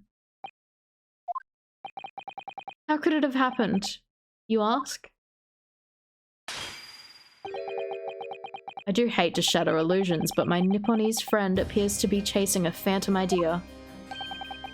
A phantom? Is it so hard to imagine the victim drank his tea after the accused had left? For example, at the time stated in the medical report. Yes, at around 1:30. Objection. Mr. Natsume brought the tea with him to drink together with his neighbor. In Japan, it's a very well-known saying. Drink tea while it's hot. Objection! And in my country, there's an even more apt saying. There is nothing more refreshing than a cold tea.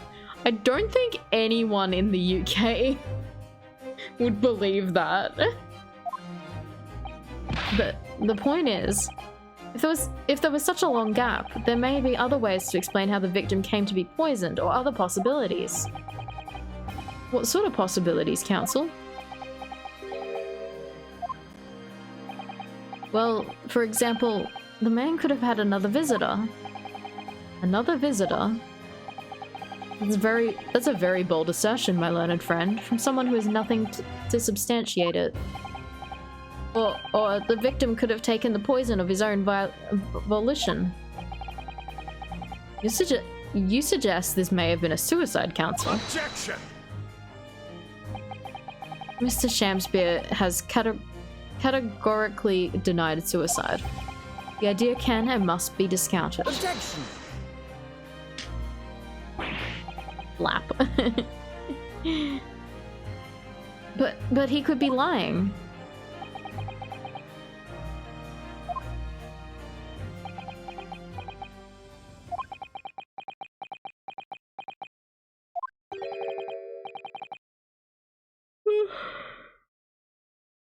Is something wrong, Lord Vensix?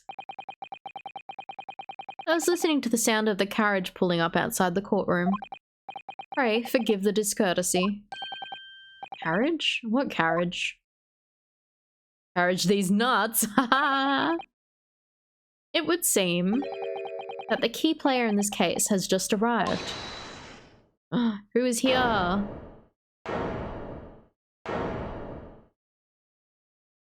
Key player. Out, out. Brief candle, life's but a walking shadow.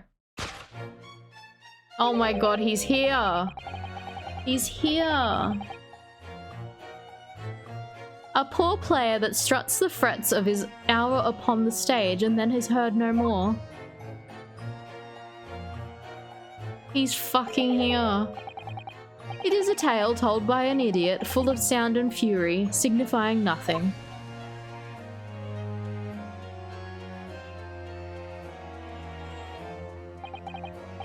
Who, sir, are you? William Shamspeare, my lord. Alas, 'twas I undone by these bitter events. I am the victim. What's he doing here? What a rip off that Shamspeare. The prosecution seeks to call this gentleman to the stand. With his testimony, my learned friend's futile resistance will be utterly crushed. Oh my god, I keep getting messages. Stop it. Won't stop buzzing at me. You're calling him as a witness? Very well, counsel. I grant your request with interest. I'm curious to discover what the court shall hear from the victim himself. Oh my god. Happy I am, Shamspear, to regale thee with my tale of woe, my lord. But I still have my own tale to tell. My own tale of worse woe. I can regale the court with the tale of my perfect innocent, my imperfect English. That will do, Mr. Natsume. Let the court now hear from the victim.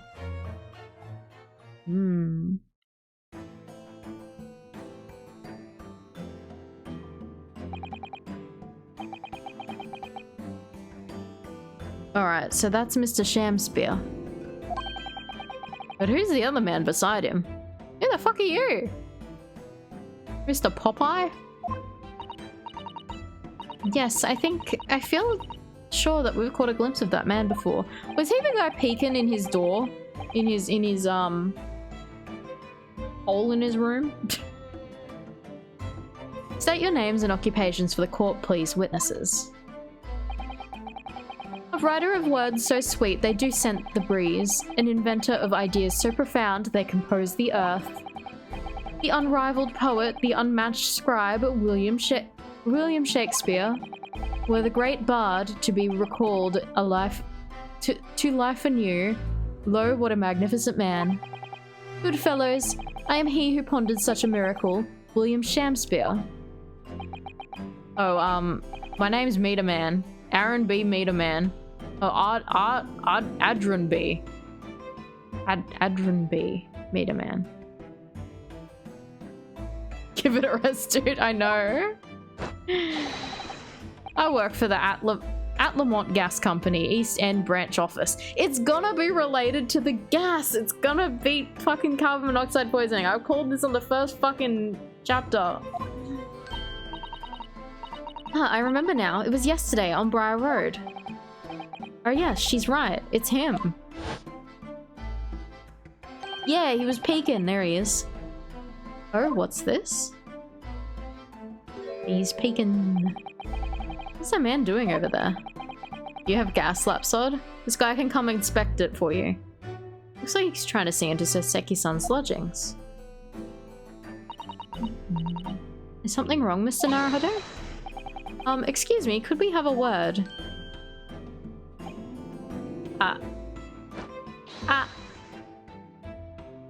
Yeet.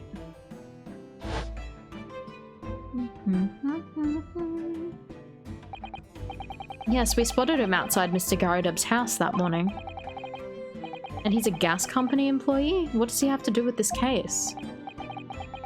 So, Mr. William Shamspear, you were the victim in this miserable affair, correct? Oh heaven, oh hell, do you command me to remember?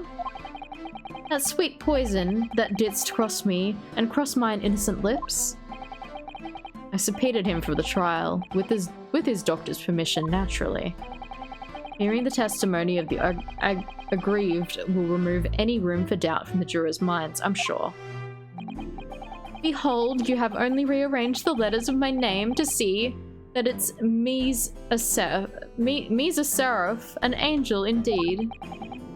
Thus be I noble of mind, sweet of nature, and verily honest of heart, as all heavenly angels be.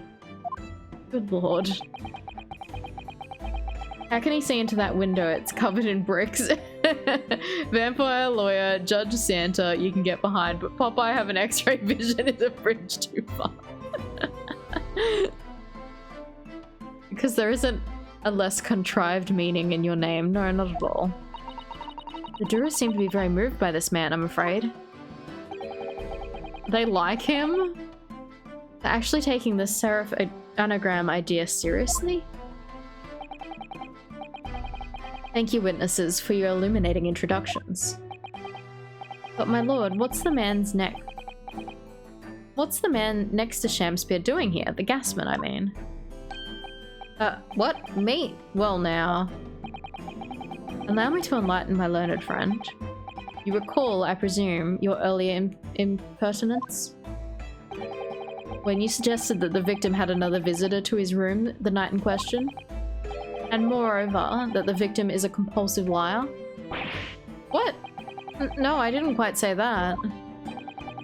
This young chin stroker is here to controvert your wild claims conclusively.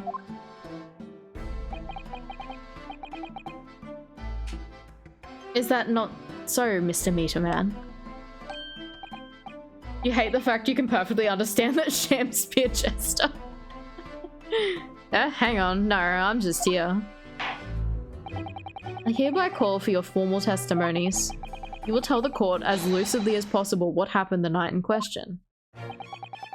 One may smile and be a villain. Yes, it doth pain me, but let the truth be spoken, the truth of that wintry night in my discontent.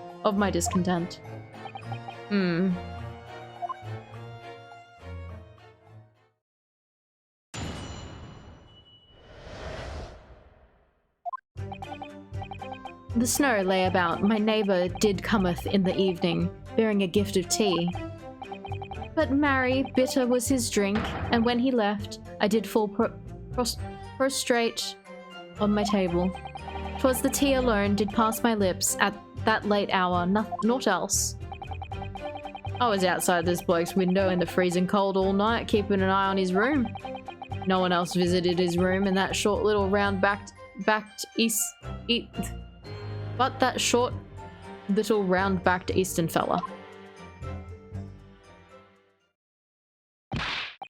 Wait, what did you say? You were keeping an eye on Mr. Shakespeare's room all night? That's right, of course. The bloke's window is all but blocked up, isn't it? But there's a little gap in the bricks where you can see into the room.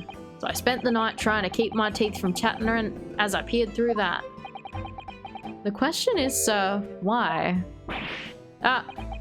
Well now, that's because he's on my list. What a piece of work is a man. Wherefore wouldst thou not stare in wonderment? What are you talking about? This buzzing busybody hath not part in this play. I pray thee, pay him no heed. Make no more ado about his tedious words.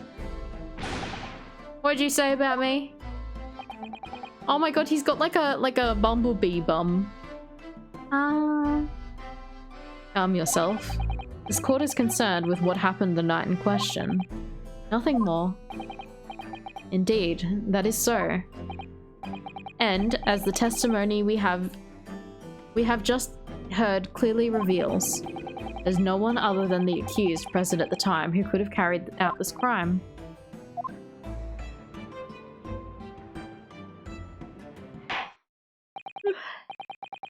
Well, I believe this may be the final testimony of the trial. Now, counsel, the defense may proceed with the cross-examination. Yes, my lord. The wintry night of my discontent.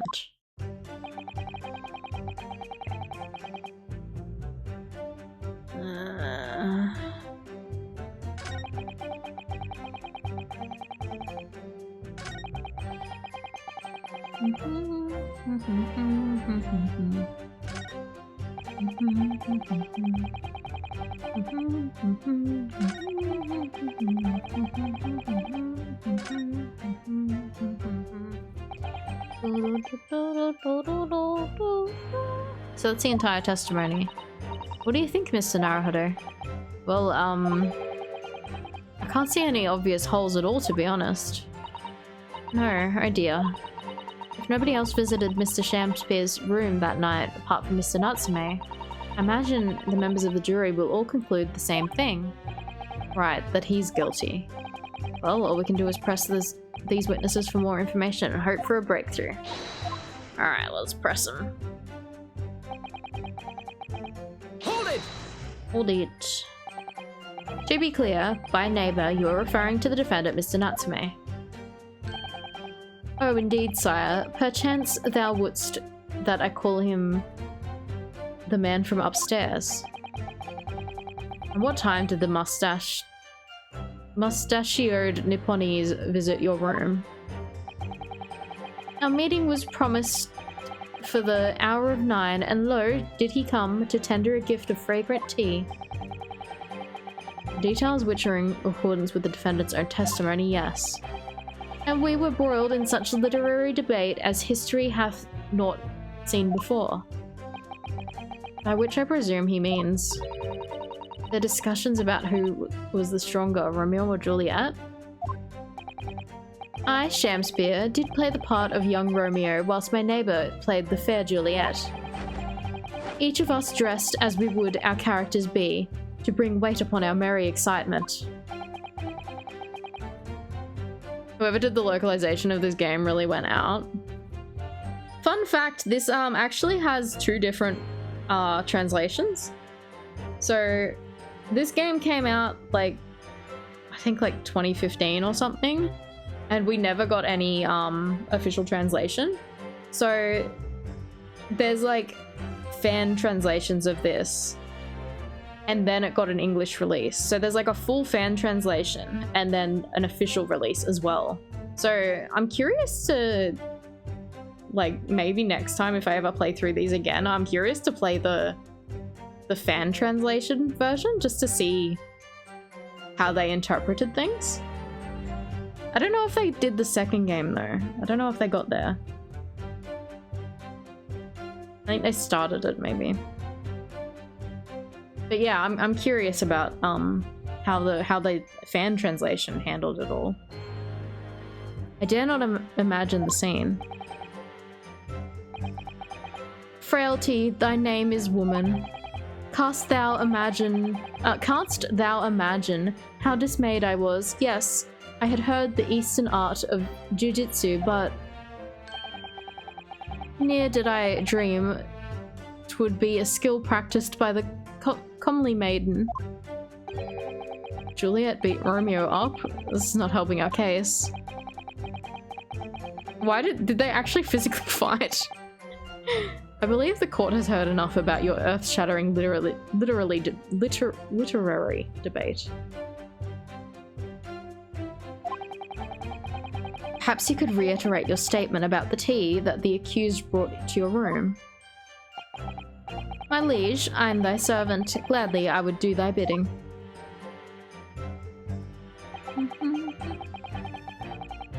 Hold it! Let me stop you there. Mr. Natsume left your room at 11 o'clock, but it wasn't until after 2 that the poison made you collapse. That amounts to more than 3 hours of missing time. Oh my god, he is just vibing. I kind of really love him. He's just in his own world. I love that for him. If the defendant had really put the poison into your tea, that 3-hour window of time is something you're going to have to explain. Gladly, 'tis an easy task. What? I did drink the tea, not while my guest did tarry, but after he took leave of me.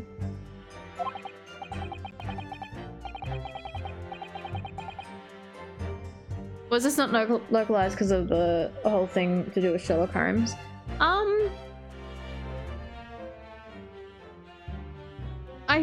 Well, I mean, they localized it and just called him Sherlock Holmes. I think it was more because they may have thought that it might not have sold well. But then the Ace Attorney trilogy got released and it sold very well, so then they released this. I think they just didn't figure the sales would hold up on it. Wasn't worth the money to translate. Faith, 'twas stone cold, but all one hour post midnight, verily were my lips parched. Objection! That doesn't sound normal. Nay, 'tis quite ordinary, sire, after all. Thou wouldst recalled our fiery debate. Amidst such an argument, there'd be no time for fiery tea. Romeo and Juliet again, and who is stronger? Mr. Shamspeare, in summary, allow me to confirm. Did you not come here with the intent of naming your attacker? But of course, my liege. 'Twas the stooped lover of words did attempt to shuffle me off this mortal coil. We know what that means.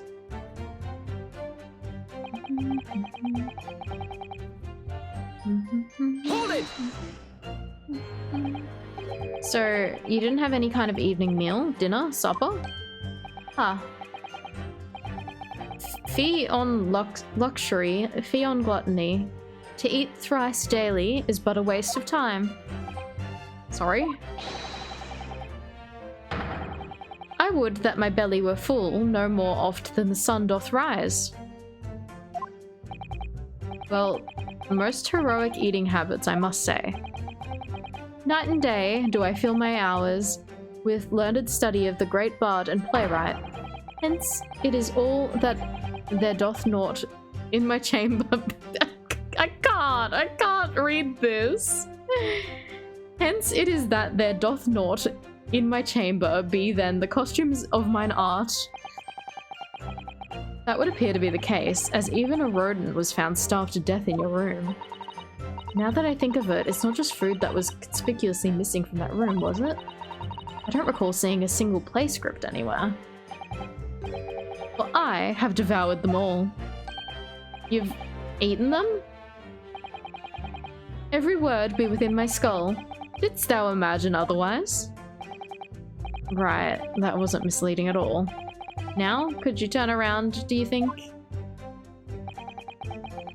Which brings us to the conclusion that the only way the poison could have passed the victim's lips is in the tea. Then why was he eating soap? Hold it! But the windows of that house have all been filled in. As someone who can read it, don't worry, it's not worth it. It's just, like, I can read it, it's just reading it verbally is tongue-tying. A historical artifact of the now-defunct window tax. Yeah, you're right there. All bricked up horribly. But as it happens, there's a little part of the brickwork that the bottom corner that's been opened up.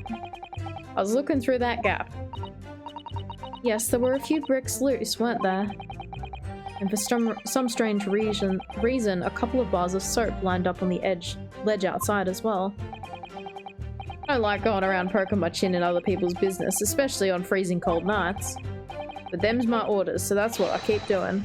As long as there's a breath in my body.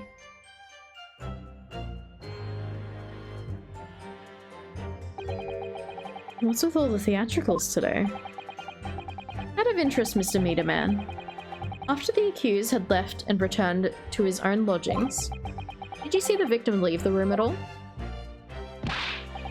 No, he never left. He was in that room the whole time as far as I'm concerned. And we can therefore discount the possibility of suicide. How can you be so sure of that? The police carried out a thorough investigation of the scene and found no receptacle for the poison.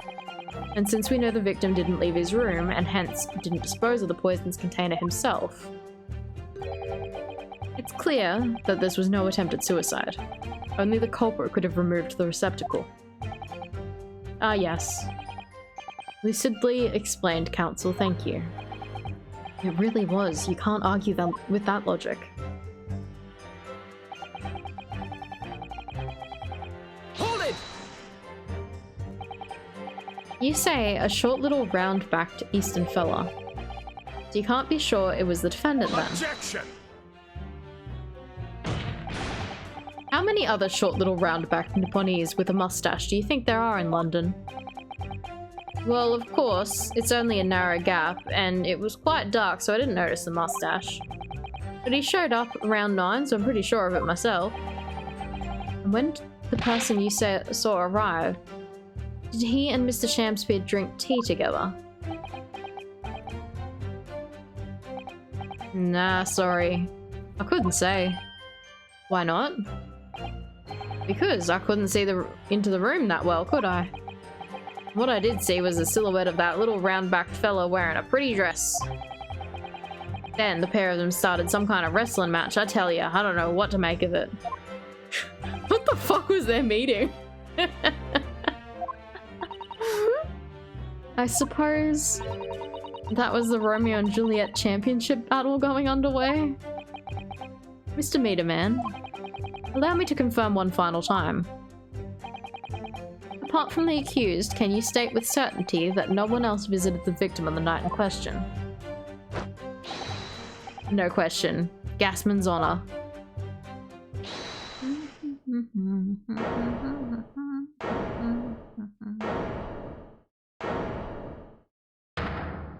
Oh, hello. My lord. Goodness me, yes, Mr. Foreman? I've kept my mouth shut and listened up to now, but this has gone long enough. Are you all with me? Yes. We don't understand that you ladies and gentlemen of the jury are in agreement with one another? That you've reached a unanimous decision? Too right we have. Are you all with me? Yes. Wait, no, the defense is in the middle of a cross-examination. To be honest, I was holding out a bit of hope for you, young man. Especially after you identified those few hours that followed the accused leaving the victim's room. Yes, the 3 missing hours, as you put it. But in the end, what difference do they make? None, as far as I can see. And since that's now apparent, there's really no reason to delay our decision any longer. Like I was saying before, if I don't take 5 bob home with me tonight, the missus will blow her top. What's that? Sorry, I didn't quite catch what you said. Very well, let the court be appraised of your decisions. Ladies and gentlemen of the jury, will you state your leanings as to the defendant's culpability? Guilty! Guilty. Guilty. Guilty! Guilty. Guilty! Guilty! Guilty.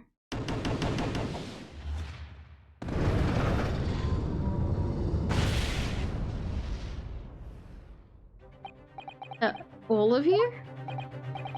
Well, it would appear that the jury is indeed unanimous.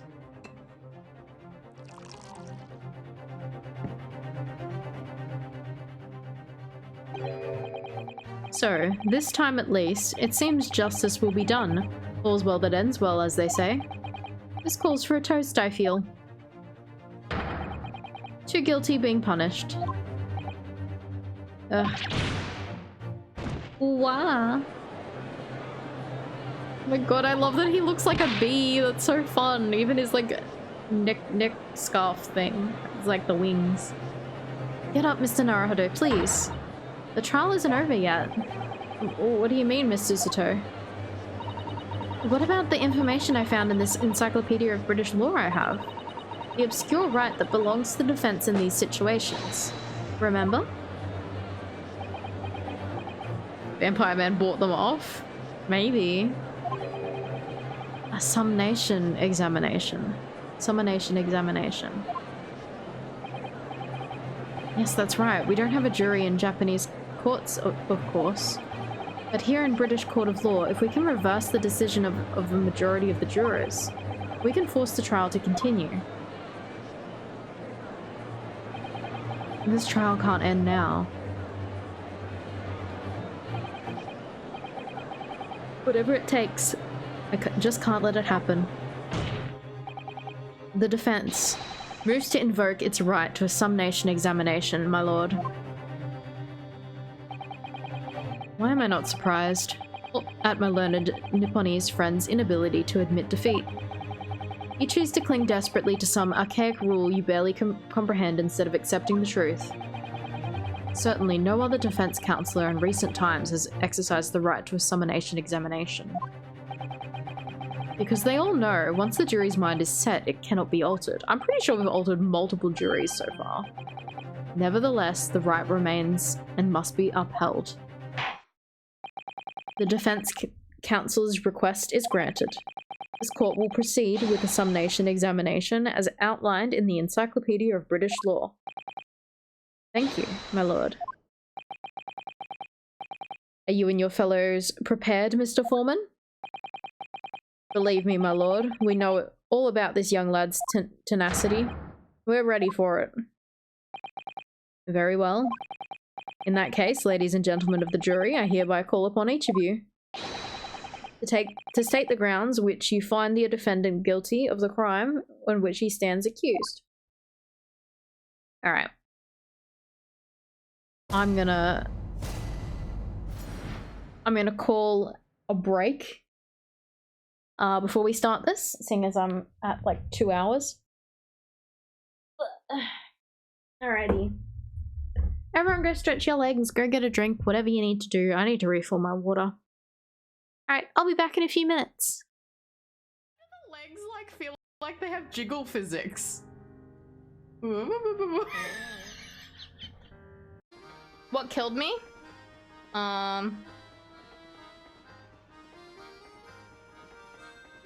Okay. What killed me? I got hit by a truck. No, I got hit by a taxi, and I was infused with a cat that I was trying to save. So, I saw a cat, and it was gonna be hit by the taxi. And I ran out to save the cat, but I fucking failed, and we both fucking died, and the taxi died, so I became a cat girl.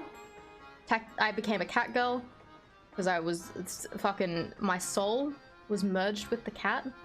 And that's why my name is Taxi, because my soul was also merged with a fucking taxi.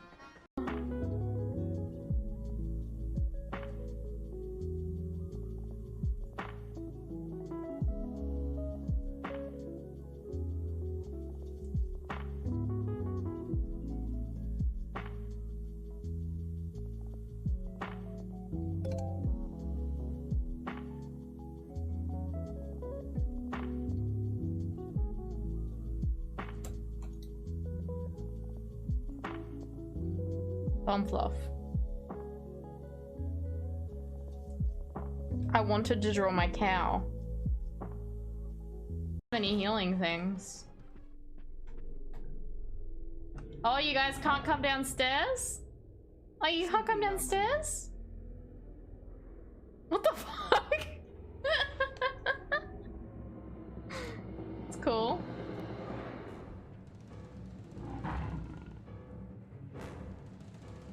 Alright.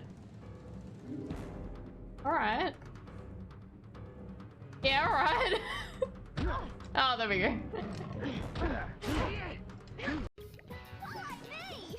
No, why are you so happy about this?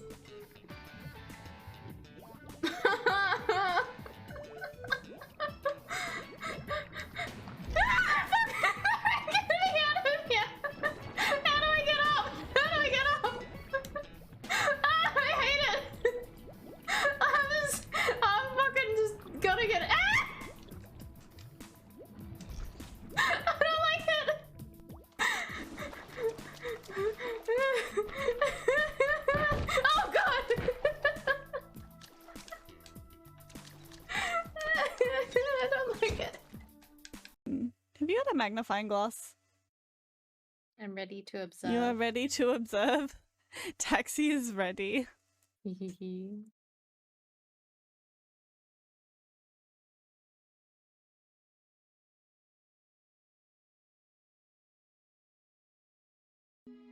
You do the perfect taxi impression. I'd love to see it. Yeah, do it. Come do it. Come do it, bum.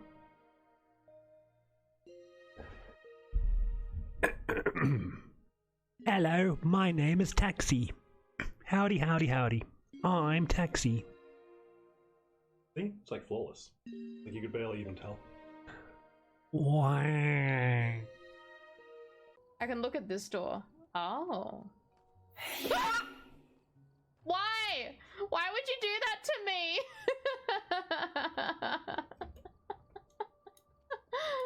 No, why would you do this?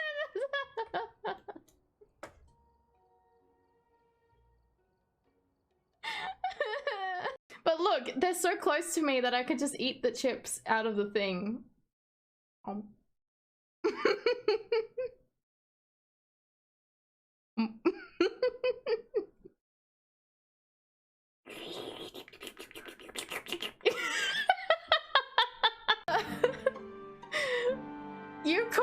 terrible time. I am fucking crying into my McDonald's. Would y'all like some mayo with your pancakes? We got the pancakes and the mayo. Mmm.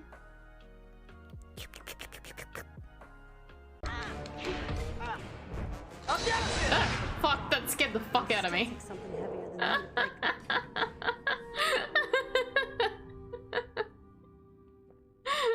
I might need to turn that one down. First aid kit? Who left this here? Story of my life. Phoenix Wright comes into your room and just screams.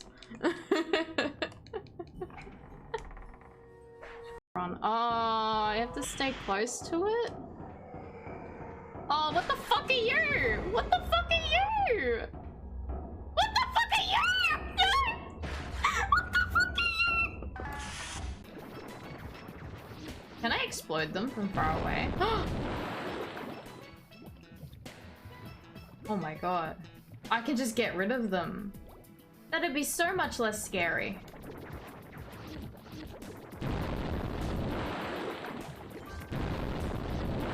It is so much less scary that they can just disappear. Imagine if— oh no, they respawn! They respawn! No, no, no!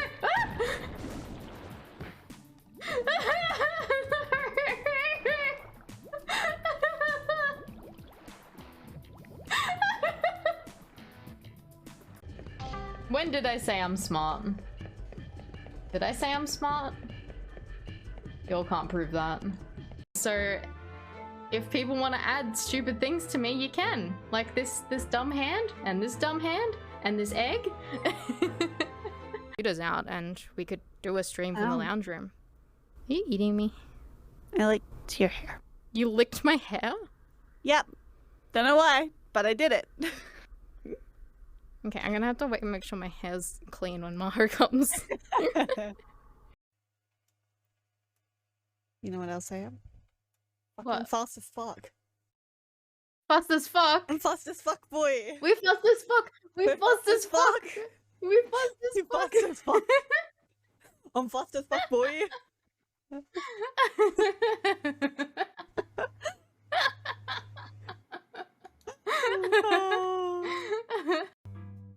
So somehow I ended up washing the old man's back. Ah, it feels so good. Ah, right there. It feels good and makes me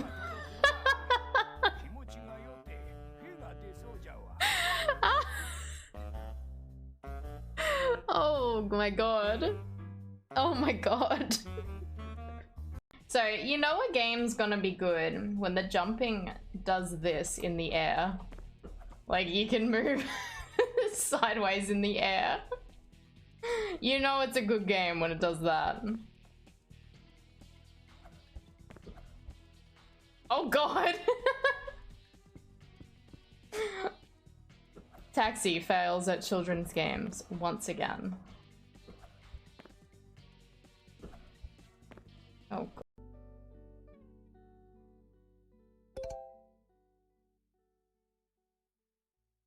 How did you get that so quickly, Manny? I didn't even get to write the first name. The name that was addressed. It was going to— Hello, I'm back.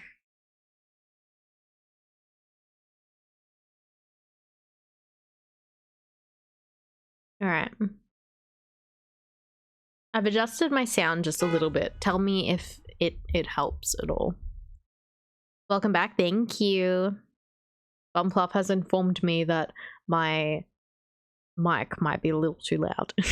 I've turned it down just a tad, just a teeny tiny little bit. We'll see. We'll see. But I think when I start doing voices and stuff like that in like games like Ace Attorney, I get really loud. So maybe it could go down even more. Let's have a look.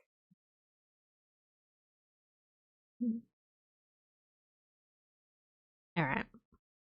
Is that too quiet? Maybe? I don't know. Hey, Link TB, how are you? Alright. The jurors' contentions. Alright. Findings. The victim may not be well off, but he's a notable man straight up. There's no reason to doubt the man.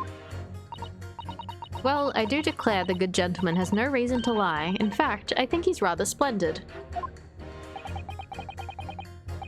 Just look at the accused by comparison. He's Japanese, stoops all the while, and has a mustache. Very fishy. Fucking racist. There's no evidence to suggest the gangling actor is a fraudsman, for now at least. You just played this episode yesterday. I hope you had fun. I'm enjoying it. I really don't care. Like, I just need this trial to end quickly. 3 hours of missing time is nothing when you reach my age. You know, nothing at all. I knew it. Every single one of them seems completely convinced. It would seem all the jurors have come to the conclusion that Mr. Shamspeare is a fine, upstanding, and honest citizen. He's a sham! If you ask me, they've all been bewitched by his strange theatrical movements.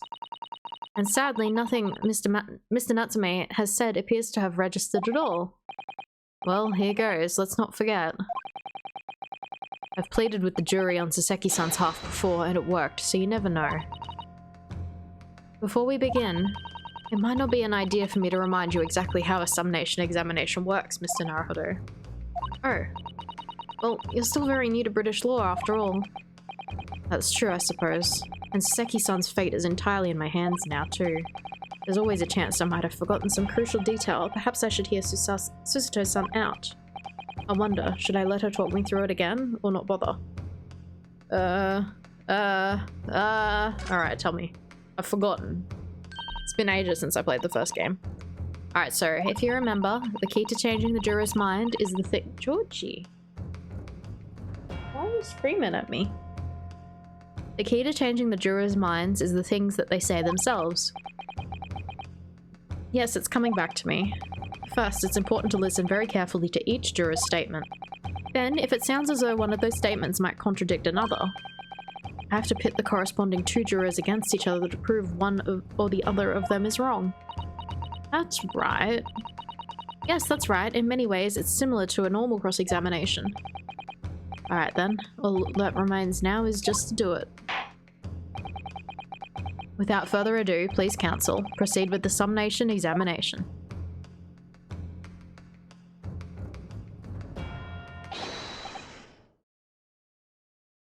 The cat's trying to get around your no backseating rule. He's telling me what to do. He says, I say you should get off the computer and come give me pets. Yes, my lord.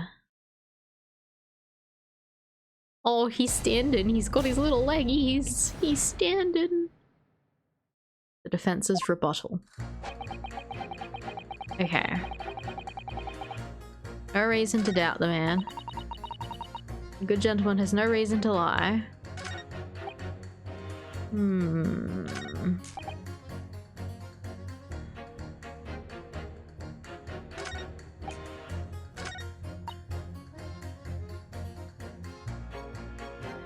I'm playing on no, I'm playing on the Switch.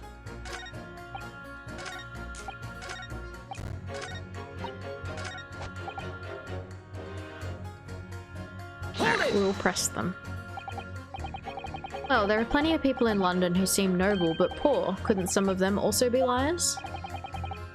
I've no doubt about it. Like that shaky client of yours, for example. Absolutely not. Mr. Natsume is no liar. Look, the point is, the only thing that passed the victim's lips that night was the Japanese man's tea. But you take this gasman's testimony into account as well, the truth couldn't be any clearer. Ah, well, that's alarmingly logical. But let me be frank here, I'm a gentleman with a gentleman's values. If it turns out that the old Shakespearean chum is a rotten liar after all, I'd gladly change my decision about the defendant. And I'm sure my fellow gentlemen of the jury would do the same, isn't that right? Well, yes, perhaps, though I don't see it happening. Eh? What's that? Elderly gent on the end here, you know. You have to speak up. Look, I really don't care about all this nonsense. I just need the trial to be over. How many gentlemen do we actually have on the jury then? Alright, sir. I may hold you to that. Don't forget what you said.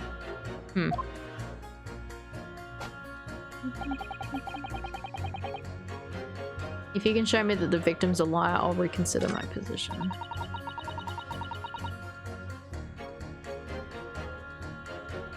You got them on PlayStation 4, too bad they haven't re-released Apollo and Edgeworth episodes. Yeah, I'd love to play the Apollo Justice games. Hey G-Star, how are you? Hold it! Are you saying you believe the man to be trustworthy because he's rather splendid? No, that's not what I said. The point is, the man is the victim here. What reason would he have to lie? And yes, he is rather splendid. So you say yet again. Meanwhile, the man who stands accused behaves so suspiciously it's exhausting to look at him. I'm afraid he's not splendid at all. Splendid logic there, madame. Thanks so much.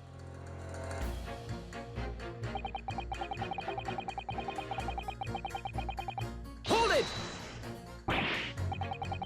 No, not one of those things is a reason to find the man guilty. But he is fishy, there's no point in dancing around the fact. He's Japanese, has a mustache, and he stoops. You see, you arrived at the conclusion in just 3 steps. 3 steps, like a waltz, in fact. I hate this guy. You know, the more I think about it, the more this trial seems like a dance. You seem to be several steps ahead of yourself, though, and you're on the wrong foot. Positively splendid. No, there's nothing but circumstantial evidence here. There's no actual proof of the defendant's guilt. But the victim's version of the events is backed up by what the big-chinned man next to him says, isn't it? 1, he saw the Japanese man there. 2, he saw no one else. And 3, he saw the Japanese man there. Oh, that's another 3 steps. All this really does seem like more of a waltz, doesn't it? Right, and the prosecution will waltz its way to victory if I let you speak much more.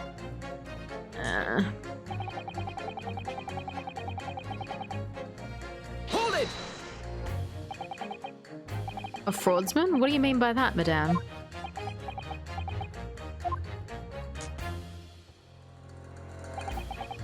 It really is most tiresome problem for the company, most irritating. We can be absolutely certain that a customer is stealing from us, but without hard evidence, we can't even threaten to take action for fear of being sued. I'm sorry, you've lost me a little there. Who are you? I'm the wife of Augustus Alamont, owner of the Alamont Gas Company. Oh. Oh, she's related to the other witness. That's not allowed. Good gracious. Alamont Gas, you say? Gas is the future of energy in this country and around the globe, but proper handling is essential.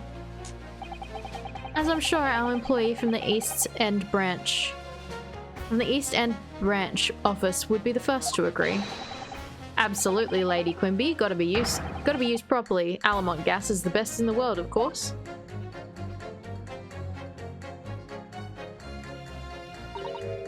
I think we may have solved the mystery of the bow from earlier, Mr. Naruhodo. Bow. The bow, not bow. He works for her husband's company. But they're like related in like they know each other, so it's like the conflict of interest there. He bowed in defense to his employer's wife, did he? So, I would be right in assuming that the reason Mr. Meterman was watching that Mr. Shamspear was up in his room. Was up to it his room. I'm afraid there's no end to the lengths of the population of the East End will go in order to steal our gas. I really have no choice when the company identifies somebody as a possible fraudsman. But to dispatch a worker to watch the suspect day and night, we're very thorough in our investigations. Ugh. So you mean Mr. Shamspear is... I wouldn't come out and say it in public. But you can finish that sentence with a grubby little gas thief. She's bee themed too. She's like a queen bee, and he's like a worker bee. Even their outfits are mirroring each other. You've noticed the public gallery in here, haven't you? The eye of a man hath not heard, the ear of a man hath not seen. Faith wouldst thou wound me with thy words, were I to let them penetrate the skin. But seraphs hear not insults, only choirs of angels in song. We may not have evidence yet, but my workers won't stop buzzing around you until they find it. And when they do, you'll find yourself blasted back to your angelic heights in an Alamo gas explosion. So Mr. Shamspeare has been stealing gas. I wonder, juror number 4, if you wouldn't mind adding that information to your statement? My pleasure. Was it the bit about ripping that thief apart you enjoyed? A little before that part you ejected violence if it's not too much trouble. Yes, of course. This could be it. This could shift the balance.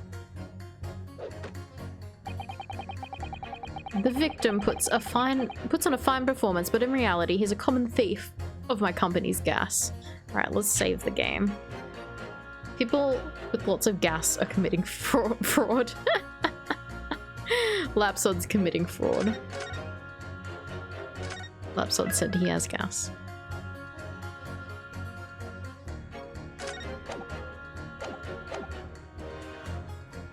Alright. Pit you.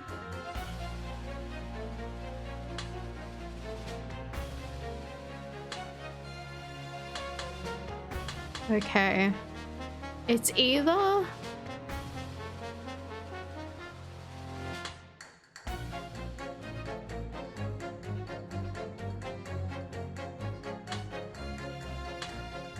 It's either one of these two. If you can show me that the victim's a liar, I'll reconsider my position. This... She's not proving he's a liar, she's just proving he's a thief. This woman says he's a good gentleman and that he's rather splendid. I reckon we can pit them two against each other. Objection! Objection. Nope.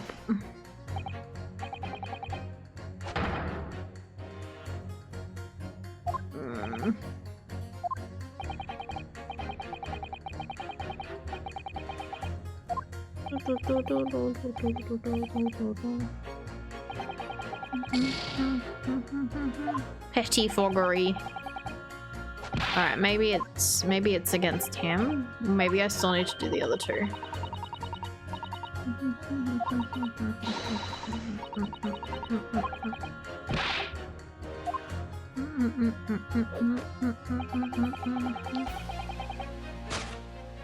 Let's try him instead.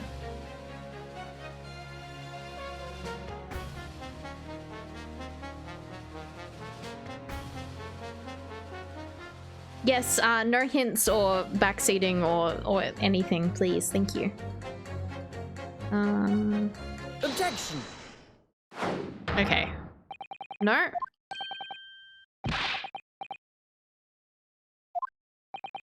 Okay, it was this. Alright. Juror number 1. What are you yelling about, lad? Oh, look, he's walking on his little leggies.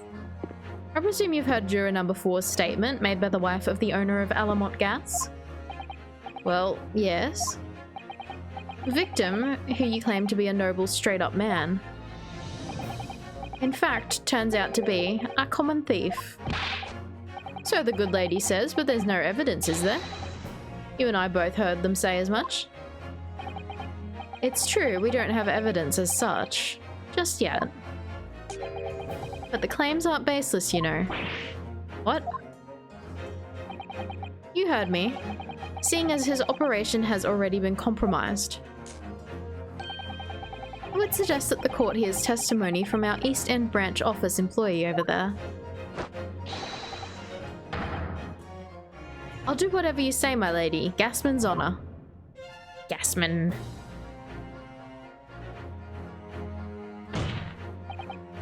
Juror number 1, you say you're a man of your word. could show you that Mr. Shamspeare was a liar, you assured me that you would reconsider your decision about the defendant's guilt. Yeah, I did say that. As a man of honor, I'll hold to it. As I'm sure the other gentlemen of the jury will. Me? Oh well, yes. Now that we've found the man's a liar, perhaps we ought to consider the matter further. Wow, that was a quick turnaround. Yeah, it's his bag, but it looks like a bee's bum. Just like how this woman's umbrella looks like a bee's bum. Well, if I'm perfectly honest, I haven't heard half of what you've been saying. So this means you'll recap a few points that would suit me down to the ground. What the fuck does that even mean? Oh no, I'm not having any part of this. I want the trial to be over and done with. In that case, I shall change my leaning. So, Mr. William Shamspeare, if that's your real name, we of the jury demand to know exactly what kind of a man you really are. Hey, Gunblade, how are you?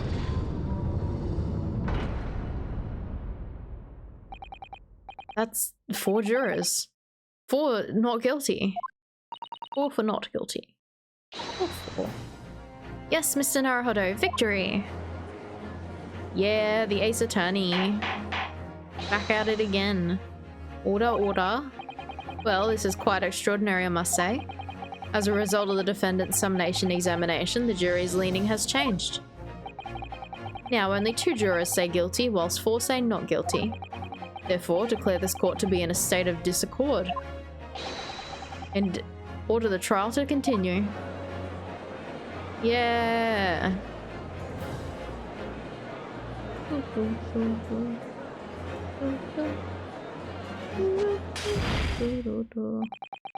Yeah, it has been ages. I'm still on the second case. You have spoilt the bouquet, Mr. Shamspeare. The ladies and gentlemen of the jury now find they are unable to trust you, the victim.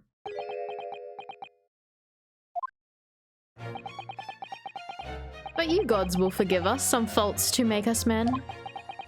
So God mend me, I do swear. This gasman speaketh This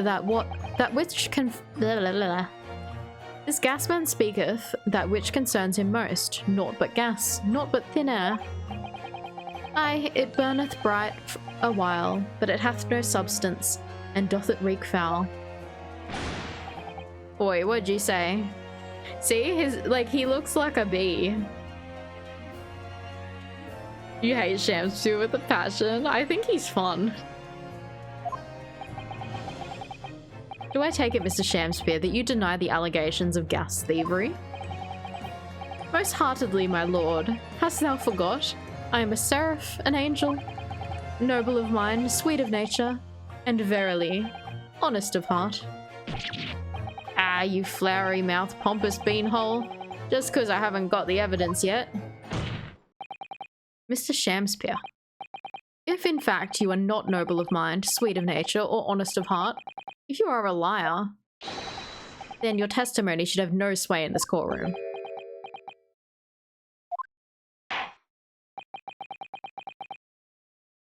It is considered opinion, is my considered opinion that at the present time, no other possible culprit of this crime has been identified. All testimony heard by the court thus far heavily implicates the defendant. In short, it would not be unreasonable at this stage for me to rule on the case.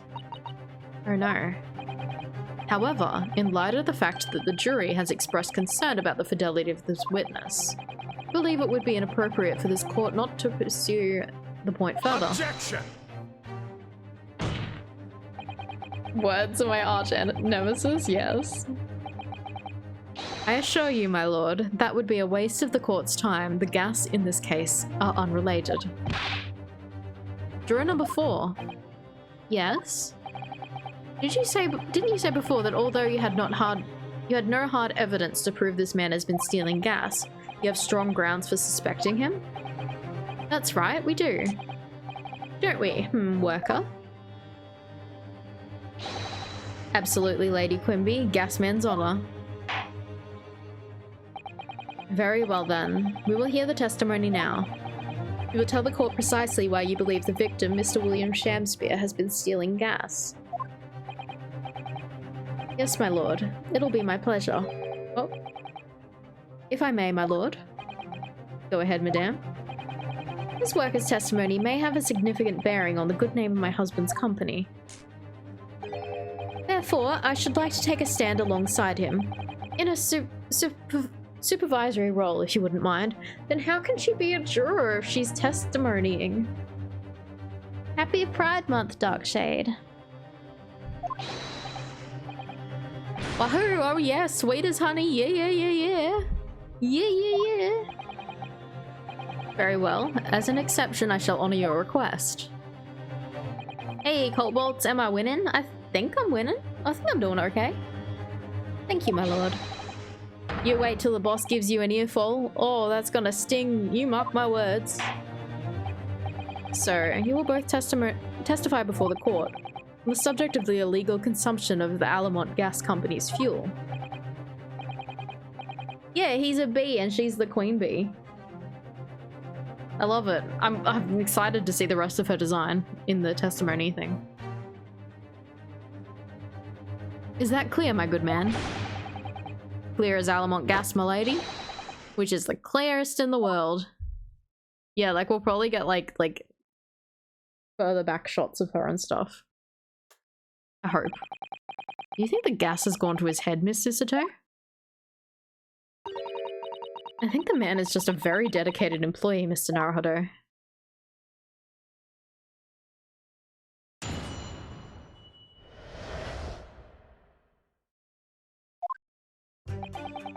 I'm proud to be the company's East Branch investigator and meter money collection agent. Alamont gas meters accept threepenny bits, each coin giving customers about 2 hours of gorgeous gas. And yet, the meter in Mr. Shamspeare's room didn't have a single coin in it. The meter doesn't appear to have been tampered with, though, and the collection agency only has the only key. Will she have a stinger? It kind of looks like, because like her umbrella has one.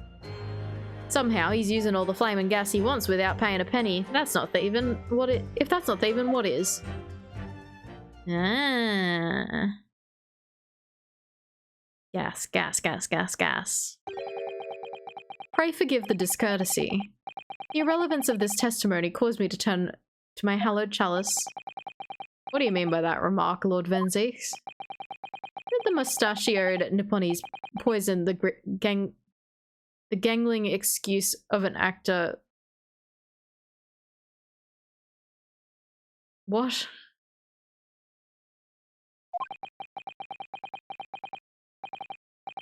That's all that should concern this court, and yet, now we must listen to this aberrance. Hey, Diva, hello! Hello, Diva. Clearly, what separates the vast British Empire and your Eastern Island nation is more than geographical distance. But this could turn out to be a crucial testimony. The cross-examination must go ahead. You're at work? No, Diva. It's not to may poison somebody or not is the translation. Yeah. You have to watch the VOD. That's all good, Diva. I think for like an hour I was on Just Chatting, so you can skip ahead to get to the game. Do what you will. Lord Venzeeks appears to be in a violent mood. Yes, he does. An attempted poisoning and an incident of gas theft with no supporting evidence. It's true that they would appear completely unrelated at first glance, but I wonder. The truths tend to be buried in the most unusual places, and the first step to uncovering it will be to establish just who and what this man really is. You better watch to make sure you weren't saying how bad you are. I would never, Diva. Most of it was about how bad you are. Yeah, the first hour, you can skip that. It's just trashing on Diva.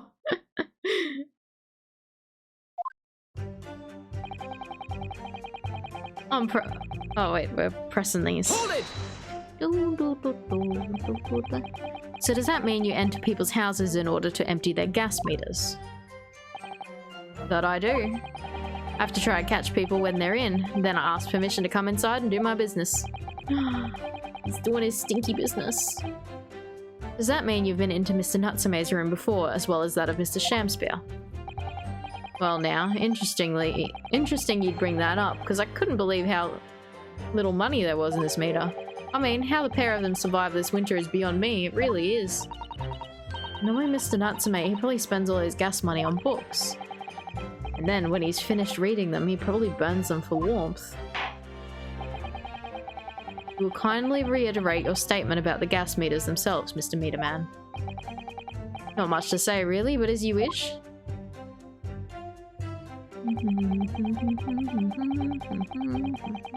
Hold it!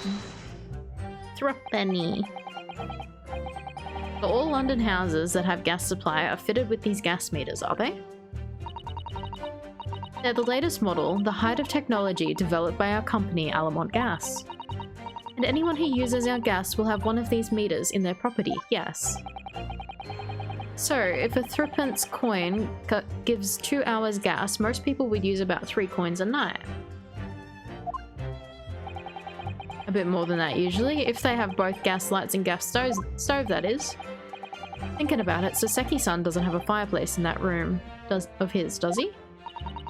Some people still choose to use candles, of course, and only have gas for heating. Ah yes, I do remember seeing candles in Mr. Natsume's room, actually. How does the money in the meter get back to you at the gas company? Every 3 days, gasmen like me visit properties on the gas supply and empty the meters of coins. I must say, the design and manufacture of the new meter cost the company an awful lot of money. But happily, it did put a stop to people not paying their dues, for the most part. Because they have to pay in advance, you mean? Yes, exactly right. And yet... Oh wait, hang on.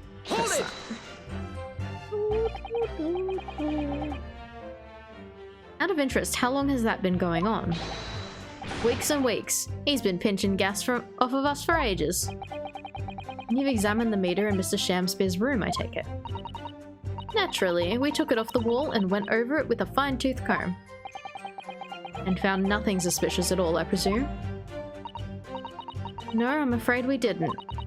Which is exactly why I demanded a new type of meter to be produced.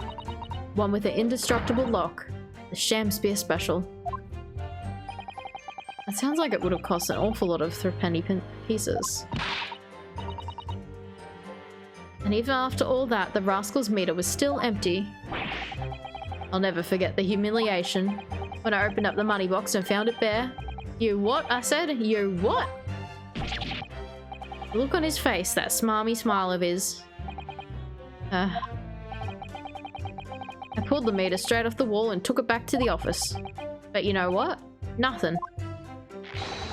Not a trace of it been jemmied open anywhere, not a single sign. And what's happened in my salary as a result? Down by 3 shillings a day, that's what. A life-threatening situation, in a number of ways. Incidentally, what became of that meter? Nothing became of it. I've still got it. Oh. Right here. No wonder they call you Meter Man. I think it would be prudent for the court to sequester this item while the trial is ongoing. A meter that dispenses gas for a set time after the coin is inserted, it sports a very strong lock developed specially with Mr. Shamspear in mind. Definitely. Although at first glance, there doesn't appear to be anything unusual about it. Let's move this along, shall we? Continue with your testimony.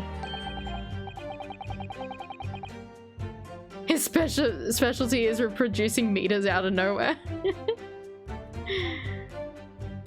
So I would say that it has as much value as the contents of that meter. Oof. Big oof. The meter does... Hold it! No tampering. There's only one key for all your meters. Well, in truth, there's another key in the company's vault at our main office. But even if someone had somehow managed to get a hold of a key, we'd know if the coin box had been opened. Oh? How? I came up with a rather clever way to expose my little shenanigans as it happened. Would you care to explain? Well now, in order to empty a meter, you have to unlock the padlock and remove the cover. But when I close the cover again, I stick a little beeswax seal on it, you see? A seal? Like the sort of thing you put on an envelope, you mean? Something like that, yes. Basically, you can't remove the cover again without breaking the seal. Now, in the case of Mr. Shamsphere's meter, there were no coins inside at all, as I said.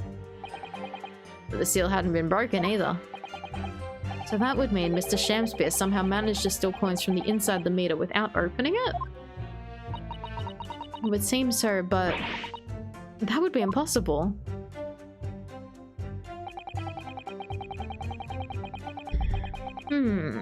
Hold it! How do you know that he's been using all the gas, though?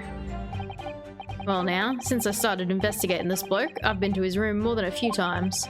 And on every single occasion, his lamps have been blazing and his stove pounding. It's the middle of winter and he still runs to me, sweat dripping down his cheeks, and says, "Get thee a nunnery. Get thee to a nunnery." Hamlet, indeed. I could wring the bloke's neck. I get all hot under the cover, but still, every time I open up that flaming meter, it's empty. He's robbing me of my salary too. What's wrong with the world? Where's the justice?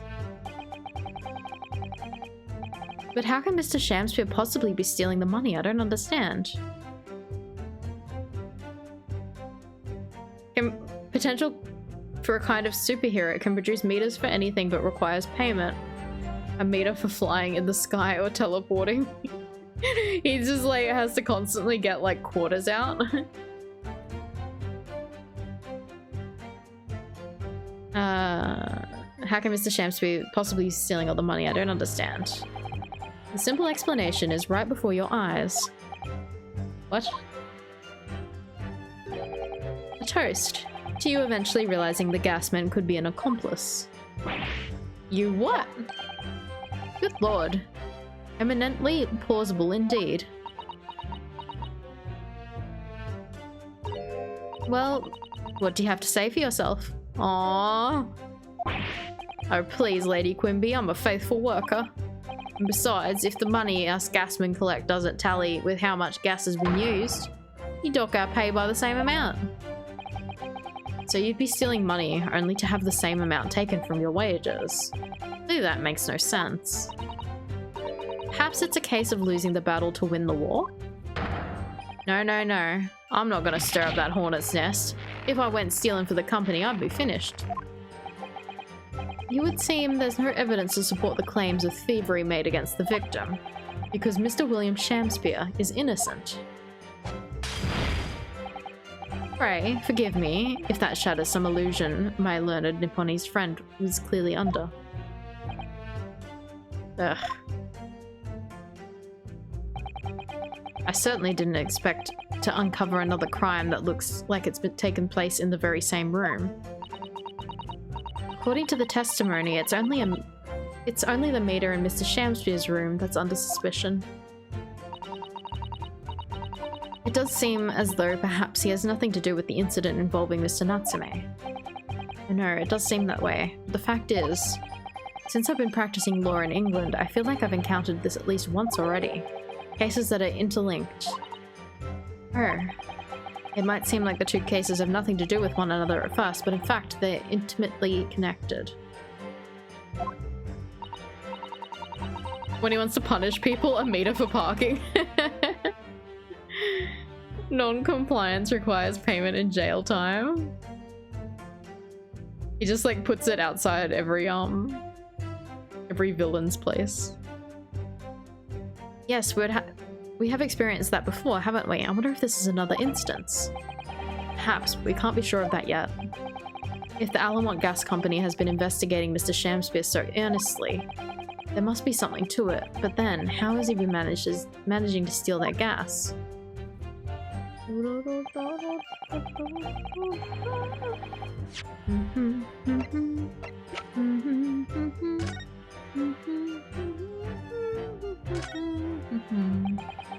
It's a very sturdy looking padlock, isn't it?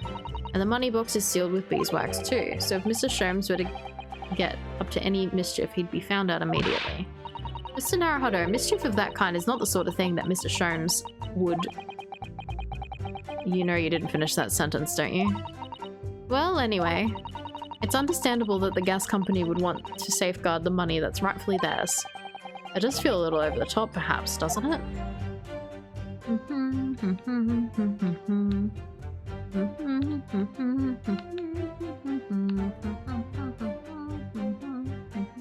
Oh, what this? What this? Oh, what's this? Have you spotted something, Mr. Naruhodo? Just here, there's a little hole, don't you see? Goodness, you're right. I wouldn't have noticed. Not a very neat hole, is it? Not professionally made, I'd say. So you think it might have opened up by Mr. Shamspeare? She knows Mr. Sholmes would definitely crack the meter open, yep. She can't deny it. Possibly. It seems the people at Alamont Gas must have missed it. Well, it certainly seems to go all the way through to the inside. Yes, but there's no way a coin could fit through there. That's true, but even so, it seems more than a little suspicious.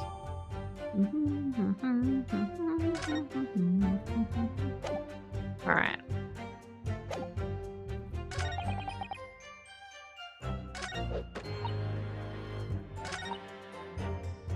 Doesn't appear to be tampered with. Okay. Objection! Objection. Lady Alamont, I'm afraid to say that this meter clearly does show signs of having been tampered with. What? Get away. I've been over and over that thing. You telling me there's nothing... I'm telling you there's nothing wrong with it. In that case, what do you have to say about the small hole that's been made at the base of this box? Hole? What? You're right. You're quite right. There's a little hole there. The meters aren't supposed to have that. None of the others do. In other words, we can assume that Mr. Shamspeare secretly opened up the hole himself. Yes, it wouldn't be all surprised. I wouldn't be all surprised, but why? Yeah, why? I mean, it's tiny. You couldn't get a farthing through that. Lady Alamont, I wonder if you could give the court some more details about your meter design. What sort of details? Well, what I'd specifically like to know is... Yeah, I guess how it tells if it's coins. How does a meter tell the difference between different coins? What do you mean? Well, for example, if someone were to put 1 penny coin, that wouldn't work presumably, would it? No, of course not. So, how does a meter know that the coin has been fed is a threepenny bit? Ah, I see what you're getting at now. The meter tells coins apart by their shape and size, which includes their thickness. A threepenny bit is about 3/4 of an inch in diameter, you see. Other coins just won't fit. I see. It's clearly been very well thought out. The witness will amend her formal testimony with that information in case it is pertinent. As you wish, my lord. Hold it! But conversely then, it would seem that anything matching a threepence coin exactly in terms of diameter and thickness could equally well be used. Would that be true? Well, yes, in a way. The weight comes into a certain extent as well. We've thought that through anyway. If I find any fake coins inside the box when I empty the meter, the contract says the customer has to pay 100 times the amount. We live for moments like that, us gasmen do. Live for them, ha ha ha. It would seem the gas company has thought of everything. Wahoo, hurrah for gas, hurrah for cash, Alamont all the way. It's quite enough of that. She's stinging him. Remind me, how big are threepenny bits? About 3/4 of an inch across. What do you think, Mr. Naruhodo? Is this 2 centimeters measurement significant? Or perhaps there's some other aspect of the meter's construction that we should be focusing on. Yes, you may be right. Perhaps I should try a different tact here.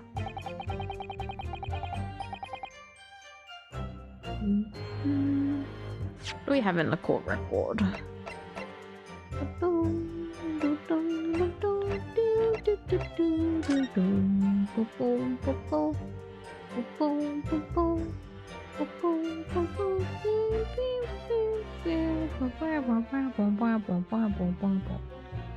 Is he making ice and melting it?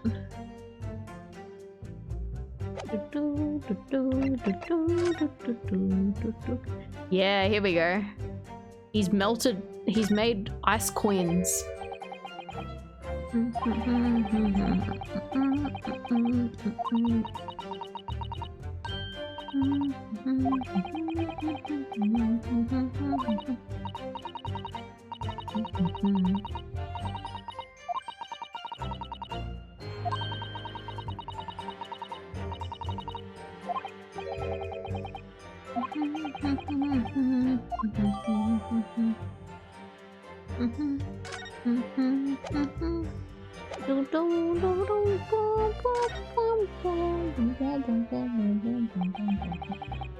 How can the meter be dismantled?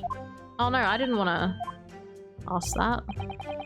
Given that there are no signs of having it been forced, I'm wondering if perhaps rather than being broken open, it may have been taken apart. Well, yes, that does make some sense. The padlocks are made by first-class locksmiths from the finest quality steel, and the meter box itself is made from plate steel as well, welded shut to ensure it can't be opened again. I can assure you, it's quite impossible to dismantle it. Wahoo, yeah, nothing leaks from an Alamont meter, no coins, no gas, nothing, except for water. I see. The witness will amend her formal testimony with that information in case it... No. I don't need that. I need the other thing. Hold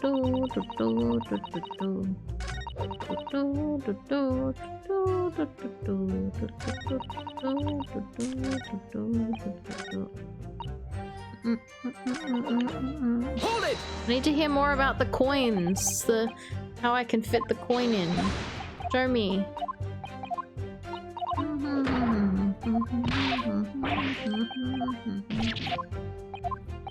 Roasting the characters' dialogues.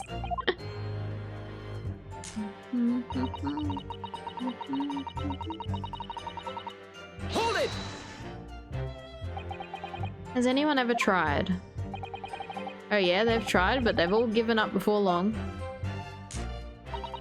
After all, if they actually broke the meter, the company would be able to take legal action. Yes, that makes sense. What do you think, Mr. Naruhodo? Is the welded steel construction significant? Or perhaps there's some other aspect of the meter's construction we should be focusing on? Yeah, okay. Hang on. Go back to the coins. Go back to the coins.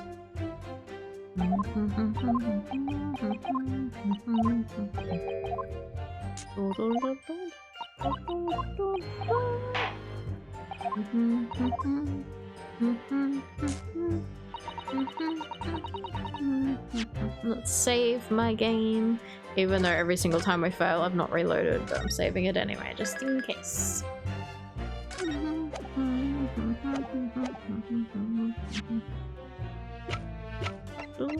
Objection! Let me just confirm something here. If the diameter and thickness were to be correct, the meter would accept any object as if it were a threepenny bit, is that correct? Yes, that is correct. Well, by something of a coincidence, while we were investigating Mr. Shamspeare's room, we found a particular item that matches the dimensions perfectly. Only the same size as the threepenny bit? What was it? The item in question is this. What? Have you been inhaling gas? That's a bar of soap. It certainly looks nothing like a threepenny bit, I must say.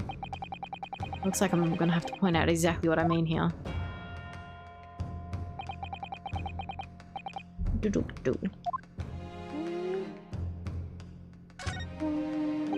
Remember the steak where I didn't realize I could lift it up or something? I was like, because I wasn't used to the controls.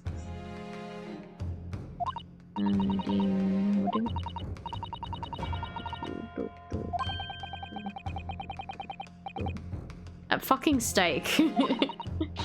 It made me so frustrated. I almost gave up on like the first case. I'm like, why am I gonna do this? You have to turn over the soap to see what I mean. Are you referring to that round depression in the middle of the soap there? That's right, a depression that's approximately 3/4 of an inch in diameter. You're stuck there for some time as well. In other words, almost exactly the same size as a threepenny bit. Get away. Does anyone here present have their possession of a threepenny bit? Quickly now, hand over your coins, ladies and gentlemen. It sounds rather like a highway robbery, doesn't it? Oh my god, the judge is robbing us. Thanks to a kind member of the public in the gallery, we have here a threepenny bit. Now to see if it fits. Oh, my word, it couldn't be more snug. Yes, as I suspected. This, without a doubt, is a vital clue to explain how the Alamont Gas Company is being defrauded. Well, I don't believe it. Oh my god, yeah, see, she's all bee-themed. I love that for her. So, your assertion amounts to what? That some inferior bar of soap has a tentative connection to the theft of gas? Yes. The depression in the soap was clearly made by a threepenny bit. I must concur, at least, that pushing the coin with some force into a poor quality bar of soap such as this is a remarkable simple way of replicating the coin's shape. And then you could use, well, some melted wax or something to pour into the mold. You can make fake coins in no time. Or ice.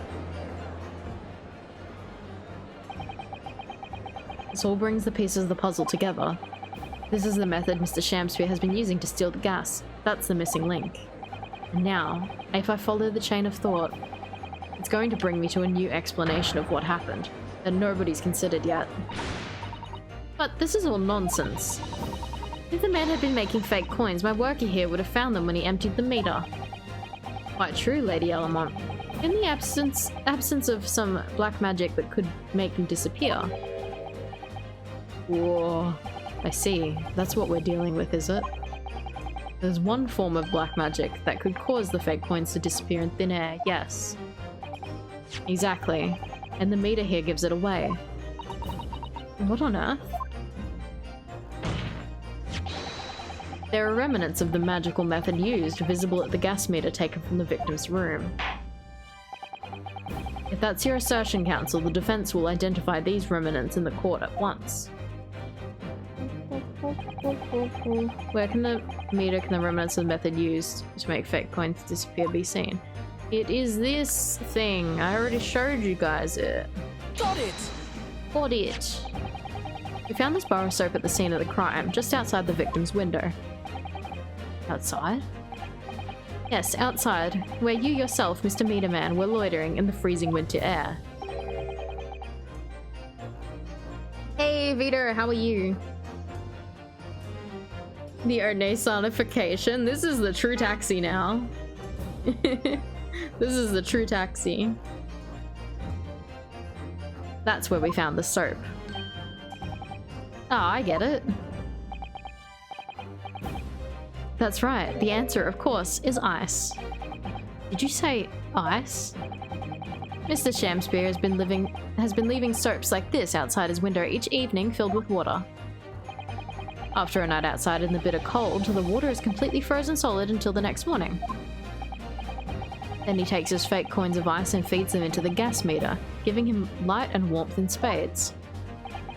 As his room becomes very comfortably warm, the ice now inside the meter's coin box melts, turning back into water and draining harmlessly away through the small hole made in the underside of the meter. That's how, without leaving any evidence of his wrongdoing, this man has been stealing Alamont gas. No, Naruhodo's okay. Just like that, so simply. Is he trying to make us look like idiots? He's been fooling us all with some bars of soap and some water? That's right, madame. I don't believe it. It can't be true. Do you have any idea how much money we've spent to develop that new meter? And now you have the audacity to suggest that a bit of soap and some water can render it totally useless? I'm fairly sure I didn't design it. Evidence. Sorry? I want evidence. If you're going to stand there and tell me our meters are rubbish, I want to see proof. She's very good at enforcing accountability, isn't she?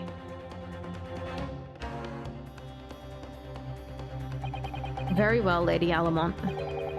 If you'd like evidence, I'll prove it. I'll provide it. What? Mr. Naruhodo, are you saying you actually have the evidence to support this theory? I did notice a trace of something that bothered me a little at the time.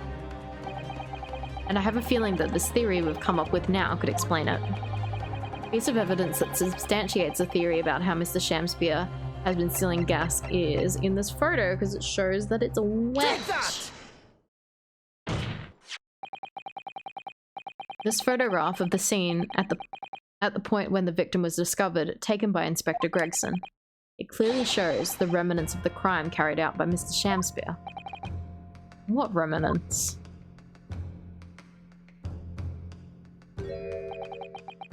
Here you can see the gas meter on the wall in Mr. Shamspeare's room. Now look closely at the floorboards directly underneath the meter.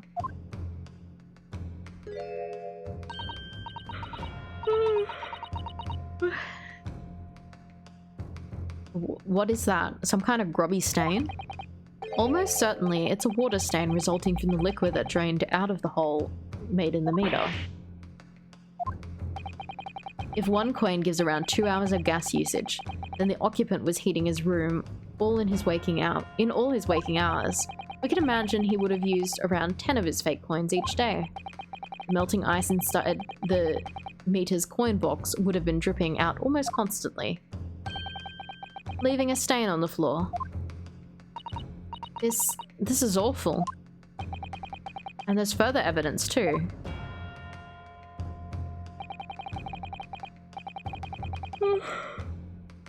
Oh my gosh. Mr. Shamspeare is slumped over the table, apparently having consumed strychnine? I can't remember how it's pronounced.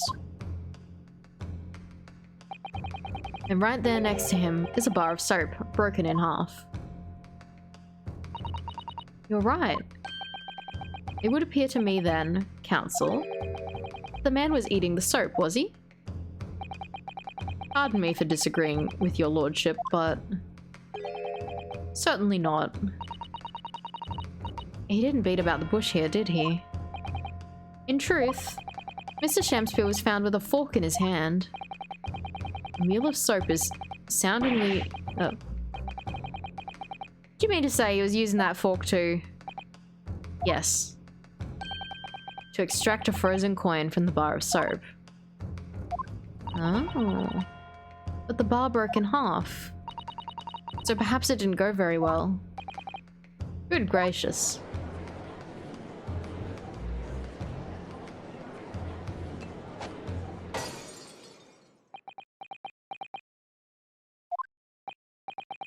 Lord Van Zeeks.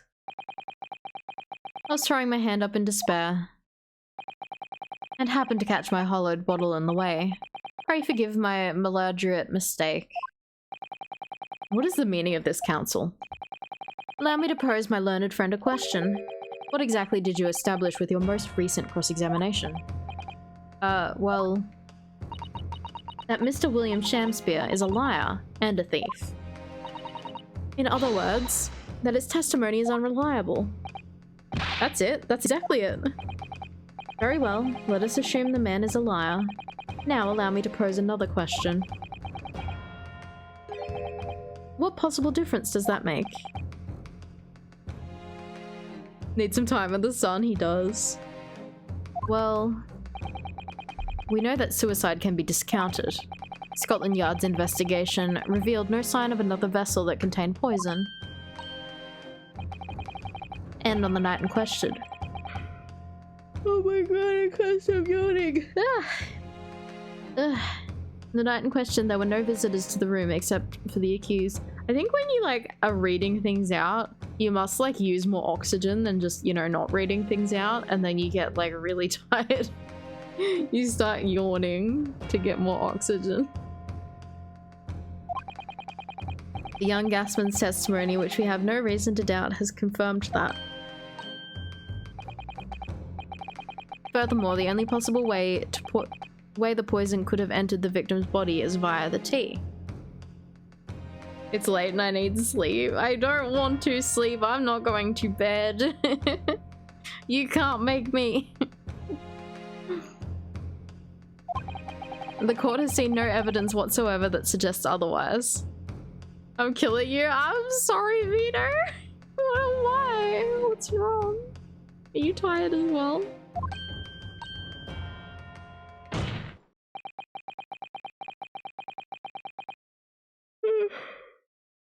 Oh my gosh.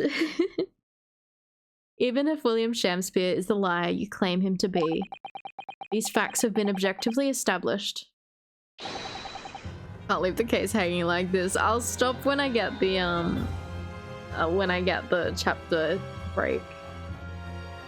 These facts have been objectively established. There's no escaping it. Ugh. Therefore, in light of these facts, the prosecution calls for immediate adjudication.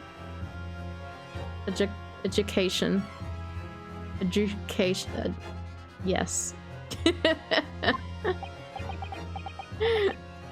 you what?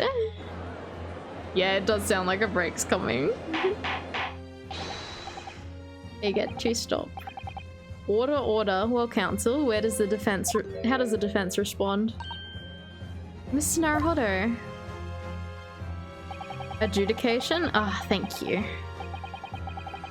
Pretty sure that came up like last time we were playing it, like in the last game. I've forgotten it. What was the point of the last cross-examination? Did we actually get us anywhere? Did it make no difference at all, like Lord Van Zeeks is saying? I think it made a difference because it would have to. It would have to make a difference. No, this isn't over. The defense will not rest. I am the defense. I would like a rest, please. What? But counsel, you've successfully explained everything. You've identified and substantiated the unscrupulous method employed by Mr. Shamspeare to consume gas. What more is there to discuss? Lord Van Zeeks just highlighted 3 facts in order to make his point. But contrary to what he would have the court believe, not all of them have been objectively established at all. What are you trying to say, my Nipponese friend? It made a difference because it has to. Sounds like a good old Phoenix Wright bluff to me. Exactly. Like, it made a difference because the case can't end yet. At least one of these so-called facts is an assumption made due to lack of evidence.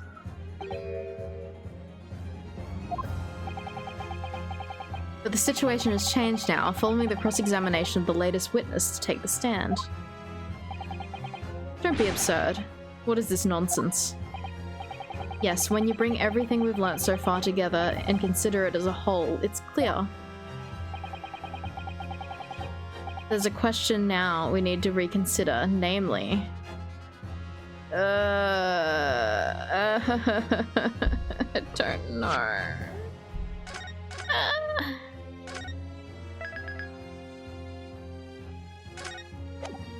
Okay. So there was definitely no other visitor. Was someone else responsible?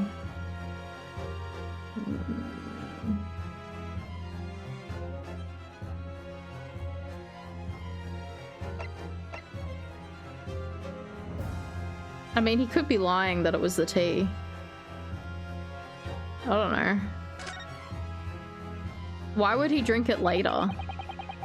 A woman led to believe that the strychnine poison that affected Mr. Shamspear was in the tea brought to him by Mr. Natsume, but that's conjecture at best. Objection! The victim has testified that nothing else passed his lips that night. There's no other possibility. And since there was no trace of the tea left at the scene, it couldn't be tested for traces of the poison. Objection! As I said, the situation has changed. Because in fact, some of Mr. Natsume's tea was left at the scene, and a particular piece of evidence proves it. Objection!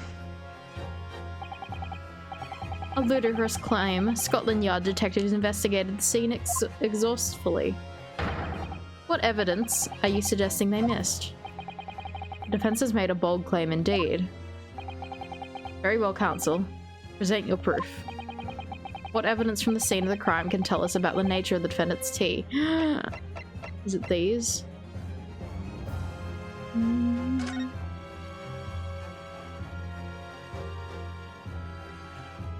Well, one of them has a tea line.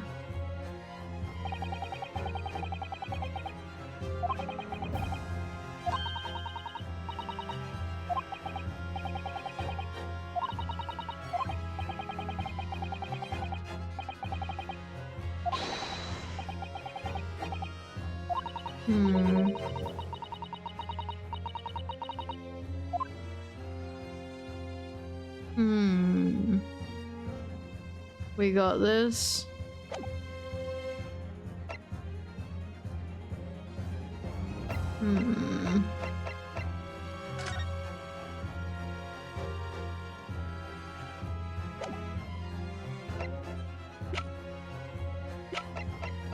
I don't know, like there's trace of the tea on it, but I don't know if the stain counts. Take that!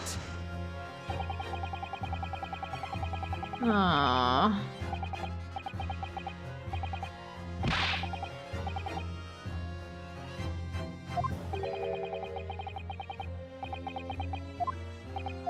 Aww.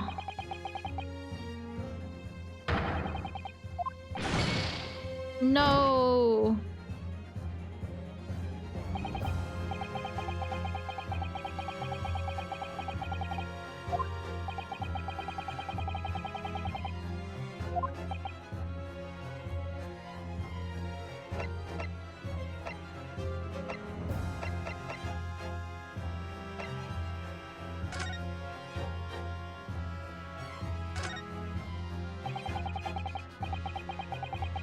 I think we've looked at this, yeah.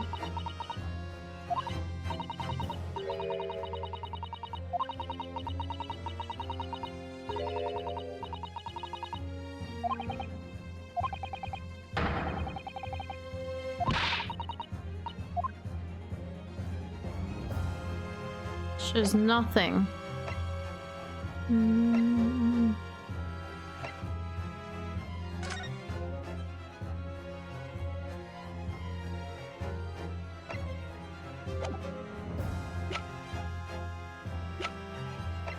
I don't know.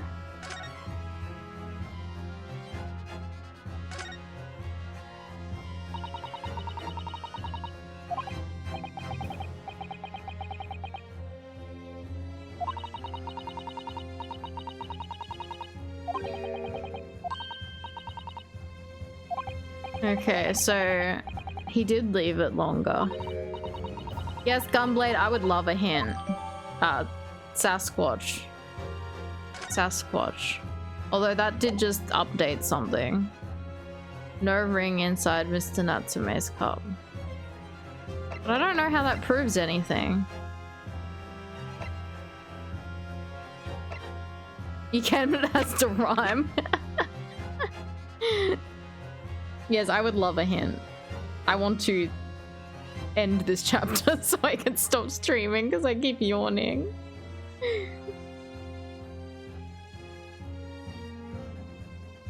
Tea is also a liquid.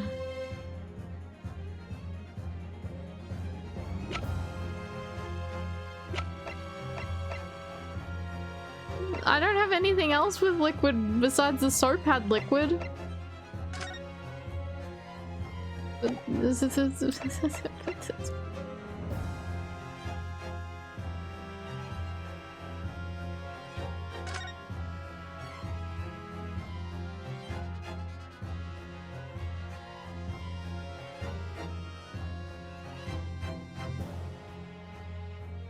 It can be frozen. Did he somehow get it? Did he use an ice cube in his tea?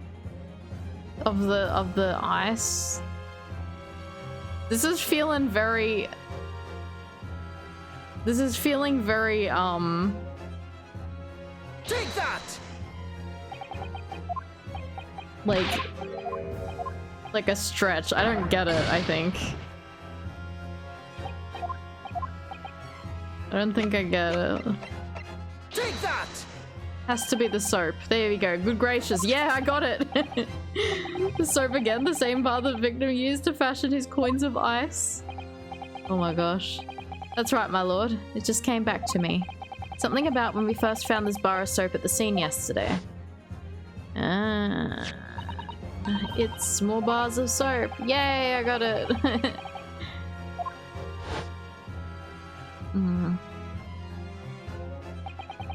I'm quite certain that when we originally stumbled upon the bars of soap, there was actually a frozen coin in each bar.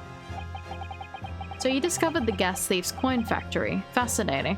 See, I couldn't remember any of this shit. Was I meant to remember this? It's been weeks since I played. In a way, yes, but there's more. The coins were found in the soap at the time weren't normal ice. See, I didn't remember this. Maybe if I remembered this, I would have worked it out. Exactly, something very obviously strange. They were red.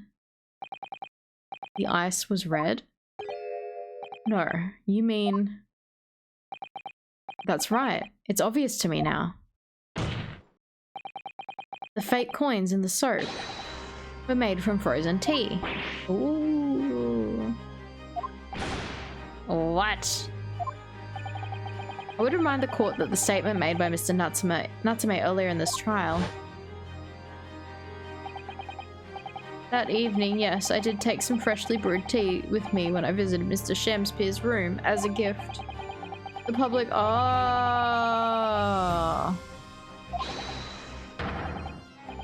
Oh.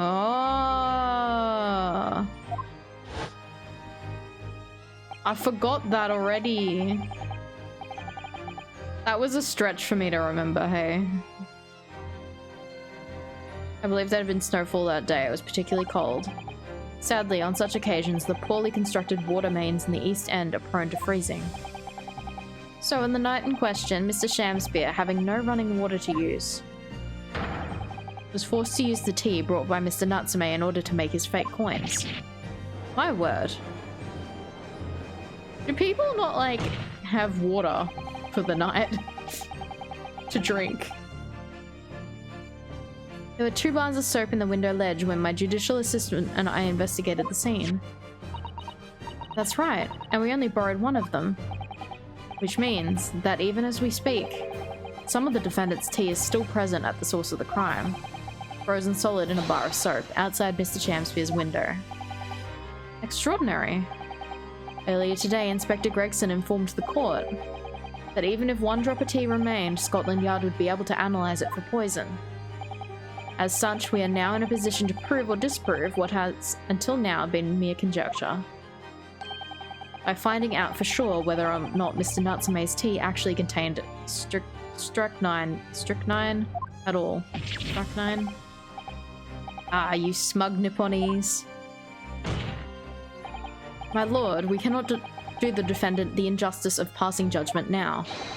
The police should be dispatched and recover the remaining bar of soap from the scene at once.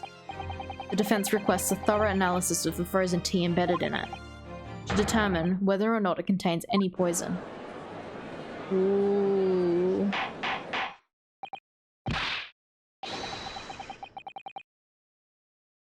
Bailiff, instruct the police to attend the scene at once.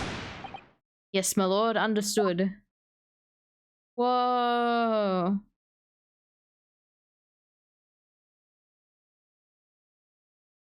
It would seem we have no choice but to suspend these proceedings for the time being.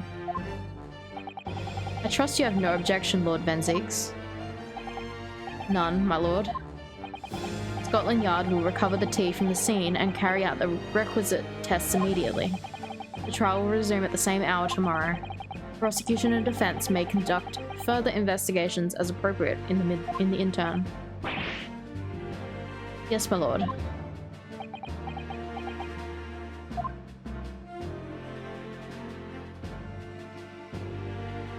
A big breath. Well, clap. We managed to scrape through there somehow. Thank you, councils. Court is adjourned until tomorrow. Whoa. Whoa. To be continued. Hey. We saving. We saving. Nice. Nice. Another chapter done. We're up to part 3 of episode 2. We still have to wait till next stream anyway. Yeah. We'll I'll have to make sure I play this more often because I haven't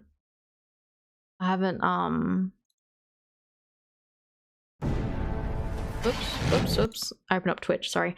Because I haven't been playing it recently. I have to make sure I do better. Time for some rest, yeah. Alright, let's find someone to raid. Let's find someone to raid.